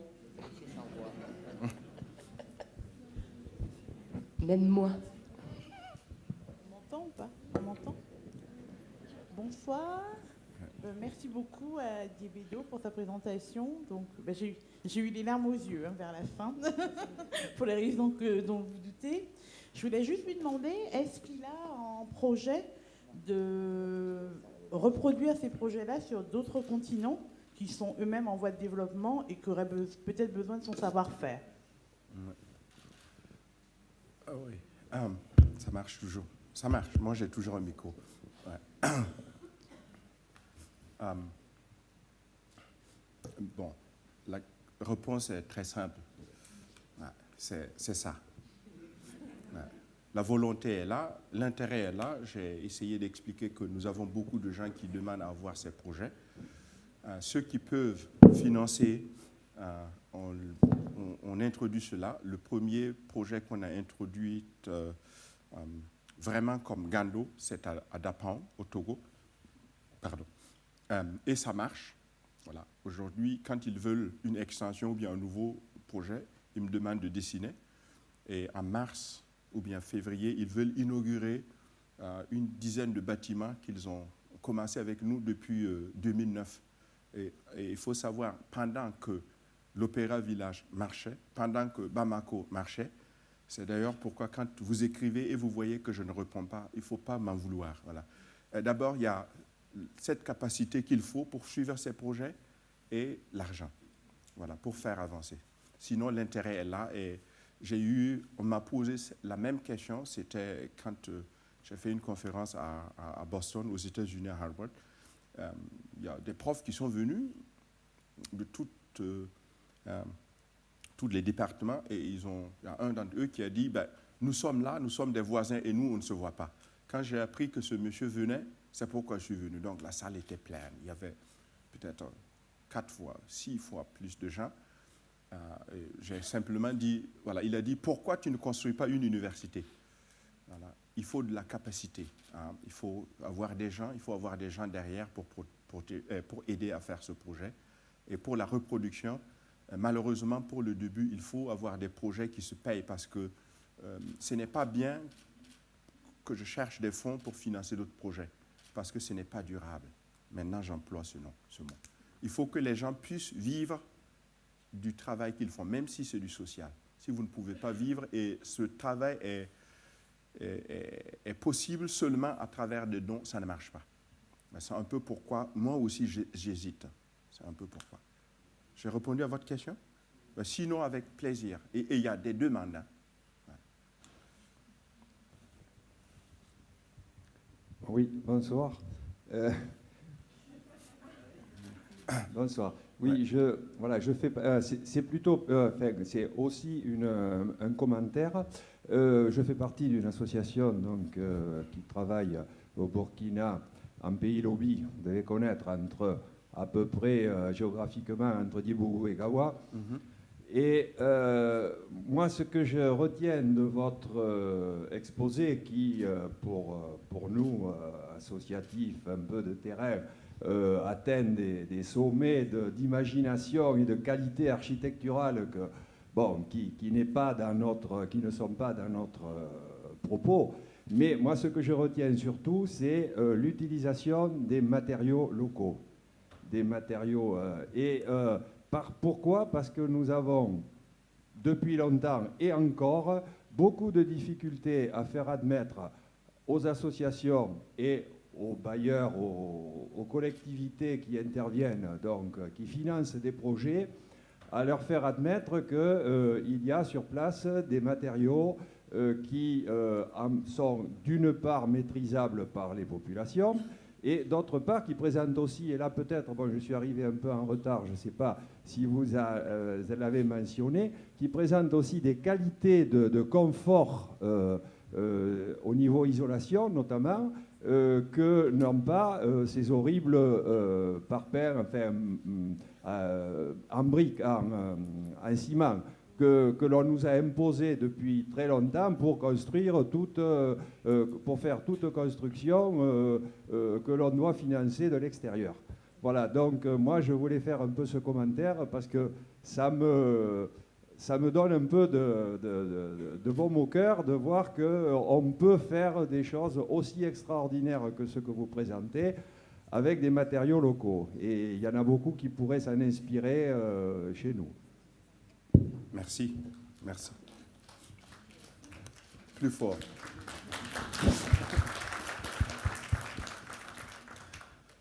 C'est moi. bonsoir. Donc moi je voulais vous poser une question. Est-ce que vous voudriez vous présenter quand vous parlez? Je me présente, d'accord. Ça serait bien pour tout le monde. Oui, bonsoir. Je m'appelle Madame Millepied Lydie, Nekolela Lydie, architecte. Mon prof est à côté de moi. Donc, donc je voulais savoir, pour les autres pays africains, c'est vrai que votre concept est très très intéressant parce qu'il y a les matériaux qui sont sur place et effectivement, construire avec les ciments, béton, c'est coûteux et c'est pas la peine. Donc comment nous on fait? Est-ce qu'il y a un manuel? Comment on fait pour... vous voyez ce que je veux dire? Comment je fais moi pour faire ça chez moi? Ouais. Bon, je crois que cette question est centrale. C'est aussi, comme je dis, il faut plus de capacité pour pouvoir diffuser ce savoir. Je crois que ça, c'est le temps de commencer avec. C'est ce que je ressens quand je vais dans une école. Bon, je crois que nous sommes demandés, il faut commencer à publier. On vient chez vous pour quelque temps, vous nous montrez comment vous faites, vous venez chez nous. Comment... Non, mais c'est vrai, comment on fait? C'est le... est-ce que je peux être ouvert? Oui, oui. Voilà. Vous voyez comment c'est difficile de faire ses propres projets. On se bat d'abord pour ça. Et on est content si on arrive à les faire dans la qualité qu'on espère. Et si on s'éparpille trop, on ne peut rien faire. Mais je vois la nécessité de partager les savoir-faire. Bien sûr, c'est là, je dis, le petit manque. Il faudrait qu'il y ait peut-être une institution très forte qui, pour un moment, prenne en charge des frais pour introduire des gens comme vous, ou bien pour vous faire venir et apprendre avec nous. Moi, j'ai une capacité de stagiaire très limitée. Je prends beaucoup. Nous avons peut-être par jour, je ne sais pas, Claudia n'est pas là, mais 10, 12, 15 personnes internationales qui veulent tous travailler dans mon cabinet, faire des stages, ou bien des ONG qui demandent. Et chez les ONG, c'est le grand problème. Les lettres commencent, oui, nous sommes une petite ONG, on n'a pas d'argent.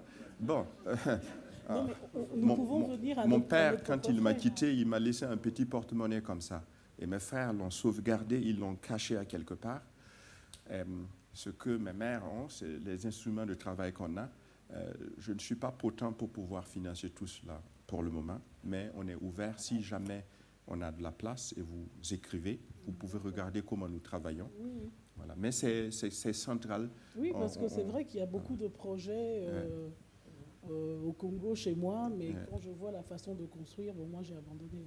C'est pas la peine de... Oui, et peut-être aussi que c'est ce que j'ai appris à faire, c'est peut-être commencer soi-même et ne pas attendre que comment je pourrais utiliser le terme, quelqu'un comme moi vienne ou bien le pape qui vienne nous donner la solution. Si on commence, on voit qu'il y a des ouvertures. Oui, c'est ça. C'est pour ça que je voulais savoir si on peut venir de nous-mêmes, quelque temps, voir comment, à nos frais, voir comment vous faites. Non, j'ai voulu dire, vous pouvez déjà faire le pas en faisant quelque chose. Voilà. Faites une cuisine pour l'école, faites un hangar. Déjà, vous avez cette approche et vous comprendrez mieux ce que nous on fait. Mais la porte est ouverte. Voilà. Okay. Francine a tous les contacts. J'espère que j'ai bien répondu. Je suis un peu... Non, mais là, la question qui est posée d'une certaine manière, c'est comment... c'est la question de la transmission, mais de la transmission d'un savoir à d'autres professionnels. Et à un moment donné, effectivement, à force... vous avez compris quand même sa réponse. Parce que s'il y a 100 personnes qui viennent pour pouvoir comprendre et apprendre dans une pièce où il n'y en a que 10 qui peuvent travailler, s'il y a un rapport qui ne marche plus. Mais c'est intéressant sur la question de la formation des architectes et de ceux qui travaillent autour ou pour l'architecture, mais qui ne s'apprend pas nécessairement à l'école. Et que les écoles qui se construisent, les écoles d'architecture, en Afrique, n'apprennent pas non plus à travailler comme ça. Mais c'est quelque chose qui doit être mis en mouvement. Permettez-moi de faire quelque chose. Il y a aussi des tendances ici. J'ai un bon ami, et c'est grâce à cet ami aussi que vraiment j'ai découvert cette maison, cette grande maison avec beaucoup d'amis que je crois avoir rencontrés aujourd'hui et qui aussi travaillent un peu dans ce sens. C'est Christophe qui est caché à quelque part là-bas. C'est Christophe Hutin. Hutin, que j'ai connu en Afrique du Sud hein, parce que nous avons fait des workshops là-bas. Pour moi, pour le moment, je vais dire, j'ai commencé à faire les tests comme ça et on ne savait pas et ça fait comme ça. Et du coup, pour le moment, c'est un peu comme ça. Donc, le temps manque un peu, mais s'il y a des coopérations avec des gens comme ça et s'il y a la place dans le cabinet un jour, c'est sûr, on est ouvert. Mais c'est notre mission. Il faut qu'on améliore la condition de vie de chez nous. On ne peut pas attendre. Ils n'ont pas de l'argent en France, hein, croyez-moi. Ils se battent aussi pour ça. Ils ne peuvent pas venir tout faire, ni en Même les Allemagne. Français qui veulent travailler.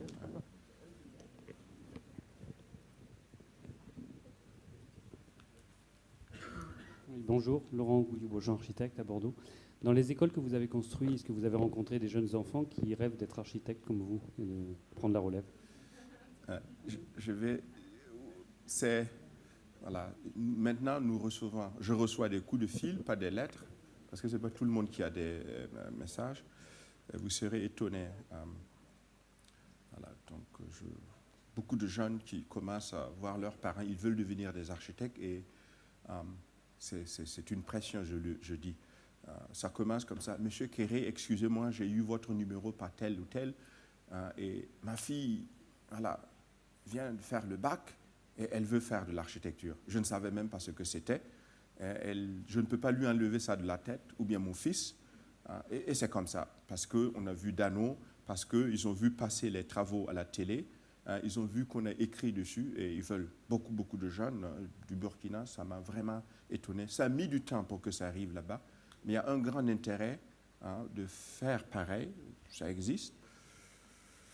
Il y a quelque chose que je ne dirai pas, parce que j'ai rencontré le sage dont je vous parle, et il a un petit-fils qu'il a, et j'ai demandé son nom, il a dit qu'il s'appelle Gembero. Gembero, c'est mon nom traditionnel.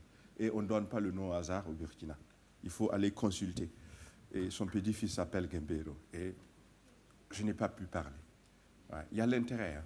Il y a un grand intérêt. Ouais, les gens, vous savez pourquoi les Kenyans et les Éthiopiens sont les meilleurs coureurs dans une discipline donnée? Vous savez pourquoi? Ils ne sont pas les meilleurs. C'est moi qui vous dis ça. Ouais. Mais ils sont convaincus qu'un des leurs est capable de faire. Ça brise les frontières. C'est ça. Ce n'est pas plus. Ce n'est pas plus. Hein.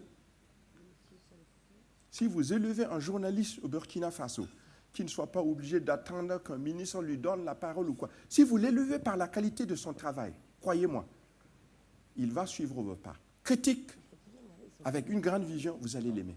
Si vous donnez la chance à un architecte au Burkina de construire comme je fais, Wango peut le témoigner, et il est considéré, et il peut vivre de ça, vous allez voir 1000 architectes au Burkina. C'est pourquoi les Kenyans sont les meilleurs, parce qu'il y a beaucoup qui ont fait le pas. C'est pourquoi les Jamaïcains courent beaucoup. Bien sûr, si on ne peut pas, on peut aider un peu. Mais, vous comprenez ce que je vais dire. Il faut de l'inspiration. Et ça passe par une vitrine. C'est pourquoi je suis touché d'être ici aujourd'hui. Ouais. Il y avait 2 participants mezzanine qui sont venus poser une question dans la salle. Vous vous présentez avant de poser votre question. Bonsoir. Je me nomme Augustin Sawadogo, aussi burkinabé. Je ne suis pas architecte, donc je tiens à féliciter d'abord Djembedo Francis Kéré pour ce travail. C'est très bien, surtout pour un Bissa. Moi, je dis ça parce que il y a une parenthèse plaisanterie entre nous. En fait, moi, la question que j'aimerais poser, c'est quels sont vos rapports par rapport aux autres architectes au Burkina? Parce que votre projet est très bien, mais s'il est porté par vous seul, est-ce que ça peut se diffuser? Est-ce qu'il y aura l'impact national que ça doit apporter? Donc, parce que si aujourd'hui, par une indisponibilité, vous venez à ne plus pouvoir exercer ça, il faut aussi que ce soit pérenne, vu son importance et son impact sur la population. Donc, je voulais savoir, est-ce que vous arrivez à communiquer votre vision aux architectes locaux qui sont au Burkina? Quels sont vos rapports avec eux? Est-ce que vous êtes dans une dynamique de transmission de vision et de savoir avec eux? Merci. Merci pour cette question. Bien sûr, je suis quelqu'un qui est ouvert au dialogue. Je pourrais vous répondre aussi autrement, très court, mais je prends ça vraiment au sérieux et je commence à expliquer. C'est le temps. Voilà. Si vous voyez comment les architectes sont organisés au Burkina, et vous commencez à vouloir communiquer, faire passer un message qu'il faut utiliser de la terre, il vous faut le temps pour faire ça et une capacité, bien sûr, que je n'ai pas. C'est une raison. Mais ça marche à la petite échelle. Je suis fier qu'on ait fait venir Wango ici, Dieudonné, qui est là. C'est un architecte avec qui je travaille déjà. Il y a des coopérations qui se font, mais à l'échelle nationale, pas vraiment très fort. Peut-être que quand j'aurai plus de capacité, de possibilité de le faire, je le ferai. Je vais vous expliquer un peu ce que moi je fais. Les dates ne seront pas exactes, mais je me souviens de ce qui se passe. Les 3 derniers mois, les 2 derniers mois depuis que Jean-Michel... quand tu es venu, c'est quand dans le cabinet? Mois de juillet. Depuis le mois de juillet, je suis parti 4 fois au Burkina, le mois de juillet. Je suis parti 4 fois en Amérique. Et je suis venu dans mon cabinet et faire. Ils sont là, ils peuvent vous témoigner. Souvent, je suis assis au cabinet jusqu'à 6 heures le matin. Ce que j'entends, c'est il faut que tu prennes des vacances. Voilà. Ça veut dire, si vous voyez déjà seulement le mois d'août, j'ai fait la navette parce que j'ai la chance d'avoir eu la possibilité d'enseigner aux États-Unis. Ça fait que je vais et je reviens.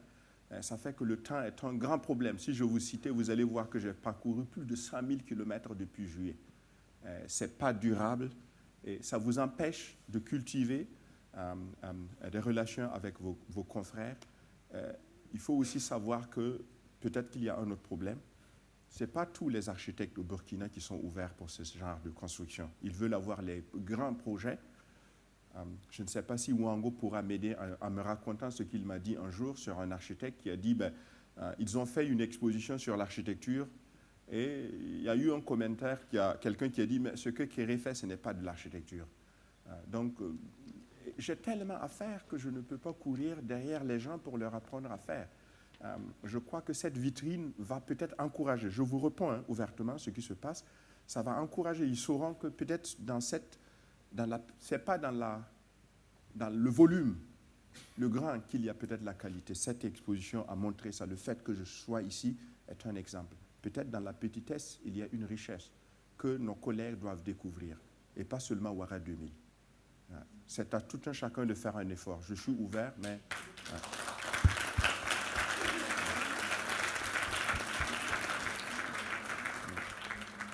C'est compris? Oui, en fait, j'ai compris votre réponse. Je suis un peu... je regrette un peu cette dynamique que les gens ne veuillent pas venir vers vous et qu'ils vous critiquent par rapport à ce que vous faisiez, parce que je trouve que c'est très important et il faut les diffuser. En fait, c'est ce que je pense que ça doit les aussi... critiques, il ne faut pas qu'on pèse beaucoup sur les critiques. C'était lors d'un petit truc. Je sais qu'il y a une grande admiration aussi, parce que la vitrine est là, parce que aussi les reconnaissances sont là. Il faudra que vous faites... Malheureusement, l'allemand vole ma capacité de communiquer. C'est un peu ça. Mais on n'a pas connu que travailler avec la terre, avec la boue, a de la valeur. Parce que nous sommes toujours focusés sur ce qui est l'Occident, ce qui brille, le vert. Et moi qui lutte pour faire ces trucs, bon, je ne peux pas leur courir. Le temps manque. Vous comprenez? On peut discuter plus tard, on peut essayer de faire quelque chose. Oui, mais c'est pas à lui de tout faire. Est-ce que je réponds bien? Est-ce que c'est OK? Hein? OK. Bonsoir, Monsieur Diébédo, et bonsoir à toute la salle. Je m'appelle Christian Bandré, je suis interne de spécialité.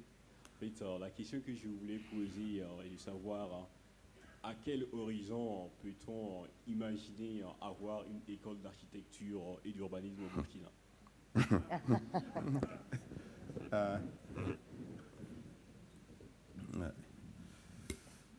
Bon, là, il faut expliquer au public qu'en Afrique francophone, directement, l'école qui fonctionne bien et qui est de longue durée, c'est au Togo, à Niamey. Il y a une école là. Il y a des écoles qui naissent. Au Mali, je sais qu'il y a une école privée qui est en train de naître. Et au Sénégal encore. Même au Sénégal, vous comprenez, le Sénégal, qui a une grande tradition, même là, il n'y a pas une école publique pour l'architecture. Peut-être qu'il est temps, mais il faut peut-être savoir qu'il y a une volonté, mais la volonté ne suffit pas. Il faut avoir la compétence d'abord, il faut des profs, il faut des têtes qui veuillent, et il faut une institution qui veuille. Ce n'est pas moi qui pourrais créer une demain. Mais ce serait bien si on arrivait à créer une école qui est orientée sur la pratique. La théorie, on peut l'obtenir de la France. On l'a. Je sais que des gens sont formés à Lyon, à Marseille et un peu partout. Voilà. Je ne sais pas, peut-être... vous êtes architecte? Non. Je suis médecin. OK, ouais. Ouais. Pour créer une école d'architecture, on a besoin de beaucoup de ressources. Moi, je crois qu'à côté de la médecine, étudier de l'architecture, c'est très cher. Il faut le savoir, hein, très cher. Et entre nous, ce n'est pas adapté à notre façon de vivre. Et je m'en fous, je suis ici, presque chez moi. Mes parents qui sont assis ici auraient préféré, j'entends au village dire, pourquoi il n'épouse pas 3, 4, 5 femmes? Il est intelligent et il fait sa progéniture et qui vont... Oui, mais vous riez, mais c'est un truc que je suis confronté parce que je n'ai pas le temps. Je ne veux pas le dire pour que vous me pleurez. Je suis très heureux. Je suis un homme très heureux, vraiment. Mais l'architecture vous absorbe. Voilà. Et ce n'est pas fait vite. Hein. Et dessiner, ce n'est pas un dessin. Ce n'est pas faire des dessins. Et c'est plus. Et ça absorbe. C'est pourquoi ce ne sera pas facile de créer une école d'architecture. Ce n'est pas tout de suite, mais ce n'est pas impossible. Ouais. J'ai un rêve, bien sûr, avec Harbot. C'est pourquoi je suis là. On m'a invité pour ça. Mais laissons, si ça mûrit, on en parlera. OK? Justement, j'estime que vous faites partie de ceux qui ont l'envergure et la stature pour entreprendre un tel projet. Vraiment? Oui. Oh, merci. Merci beaucoup.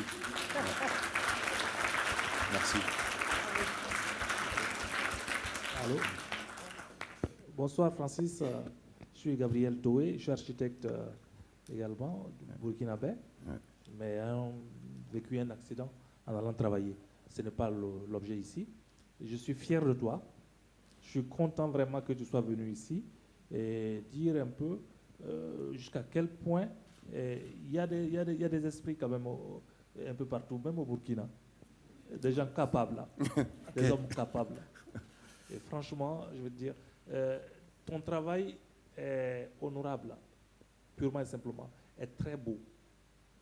Je suis architecte depuis 1987 et je suis vraiment content de te rencontrer. Merci. Ça me fait énormément plaisir. Je suis même ému. Quand je t'ai entendu parler, ça m'a tellement fait plaisir. Et je crois que tu feras beaucoup de chemin. Et je te le souhaite. Vraiment. Merci. Merci beaucoup. Merci.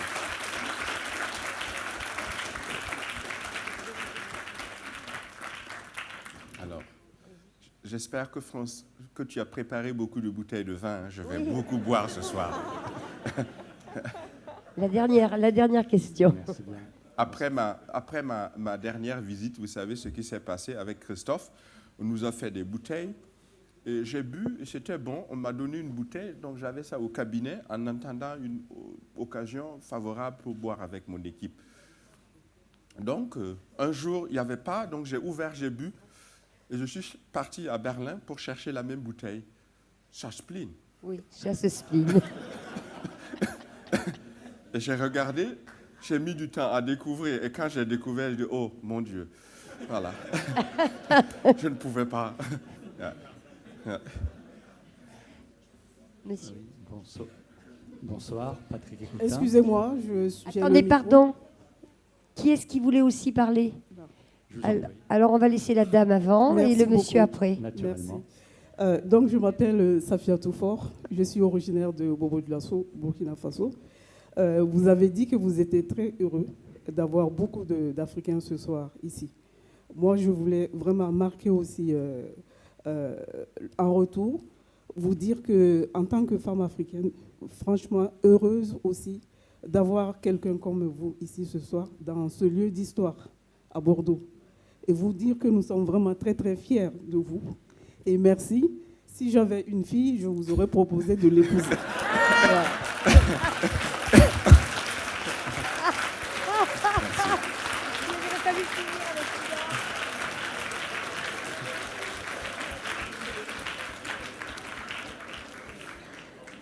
Tu peux rien dire là, Francis. Monsieur, la question suivante va être difficile en transition. Bon courage. Oui, donc on va faire une rupture, ça sera mieux. Ouais. Bonsoir. La question est la suivante. Vous nous avez bien expliqué l'importance des matériaux locaux, de motiver les populations et aussi d'exploiter les conditions locales. Est-ce qu'aujourd'hui, à Dakar ou à Abidjan ou à d'autres villes d'Afrique, le matériau local, ce n'est pas le parpaing, le ciment, le rond à béton? Les gens travaillent dans d'autres domaines. Alors quel espoir y a-t-il, puisqu'il ne nous reste que les conditions locales? Conditions climatiques, conditions... Oui, vous avez raison. Nous croyons que le parpaing, c'est local, c'est devenu une culture locale. Et c'est même très difficile de faire la compétition contre le parpaing.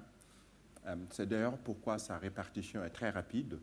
Il vous suffit d'un sac de ciment, du sable et des gens, et un moule, vous pouvez tout faire.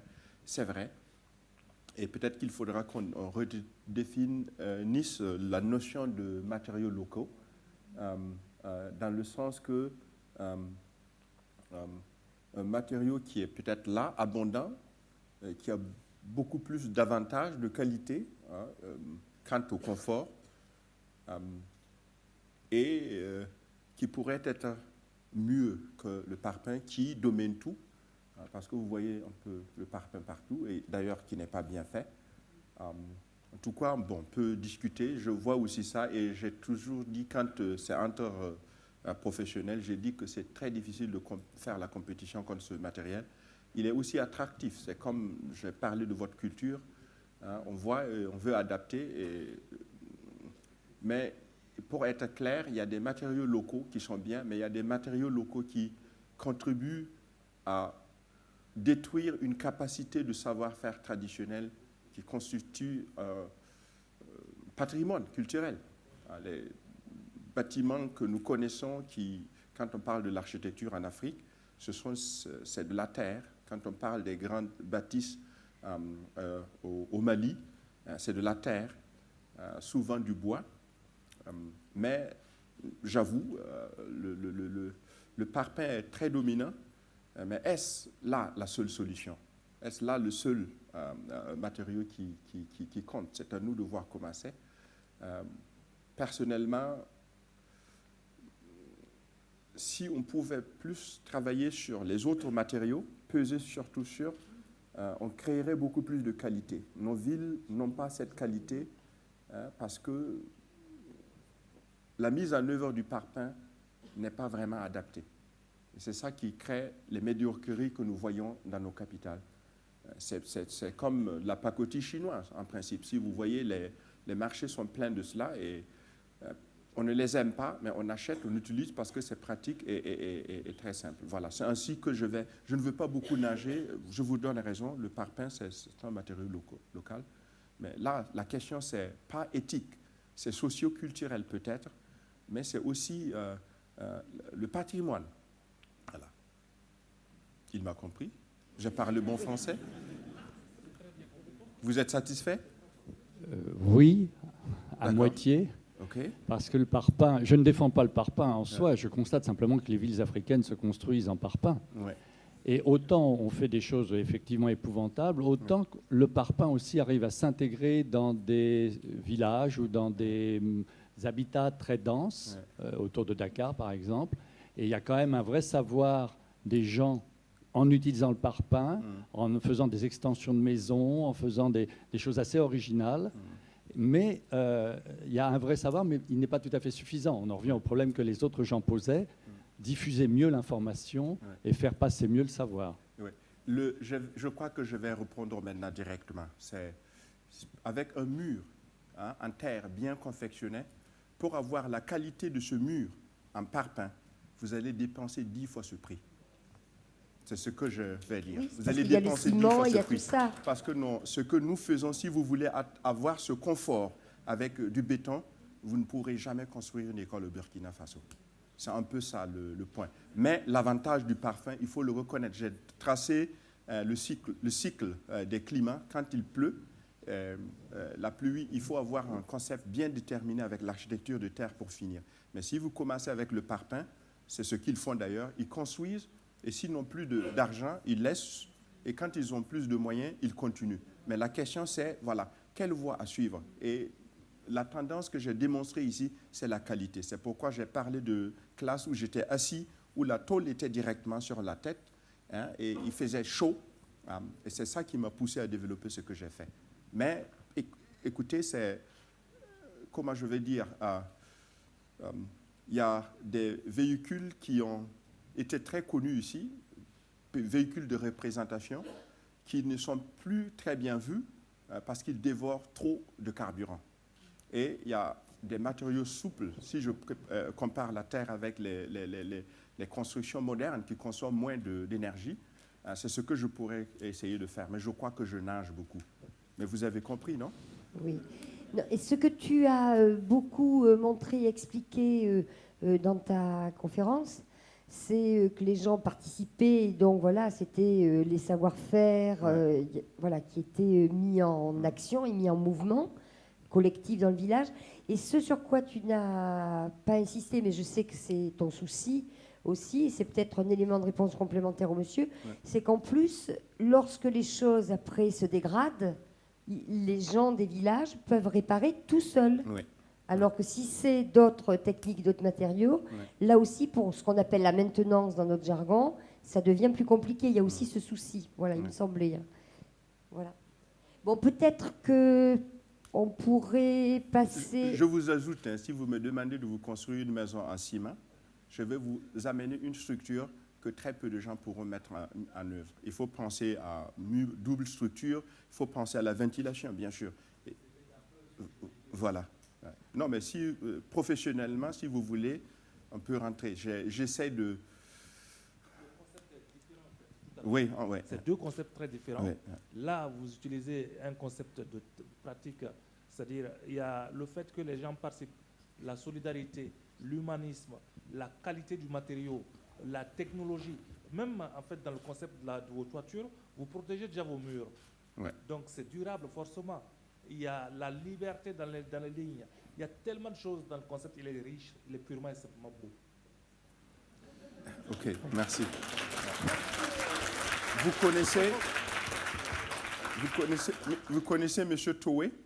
Est-ce qu'il est parenté à l'entrepreneur qui a travaillé avec nous, Dieudonné? M. Toué. Hein? Ok. Voilà. Nous avons travaillé, par exemple, avec ces entrepreneurs qui, au début, ont essayé de résister. Ils ne voulaient pas faire ça. Ils ont essayé... Hein? Non, Toué. C'est pas grave. Célestin. C'est une invention. Non, le problème, c'est qu'après, quand on a fini, la fierté, si vous voyez comment cet entrepreneur s'est transformé, c'est incroyable. Et le directeur du cabinet du ministre de la Culture dans le temps est venu voir les travaux. Il nous a aidés sur l'ango. Il m'a dit que, Francis, je ne comprends pas pourquoi tu arrives à travailler avec quelqu'un comme l'artiste Christophe.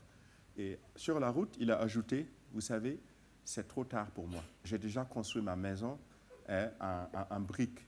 Si j'avais les moyens, vous devrez construire une maison en terre pour moi. C'était un grand, grand compliment. Parce qu'ils n'avaient pas tous compris cela. Mais avoir le projet qui est là, et il n'y a pas de crépissage, il n'y a rien, il n'y a rien à ajouter, c'est la pureté du matériau. Permettez-moi de le dire, c'est quand même une autre esthétique que l'esthétique, et qualité que l'esthétique avec le truc, avec le parpaing. Non, mais ça là.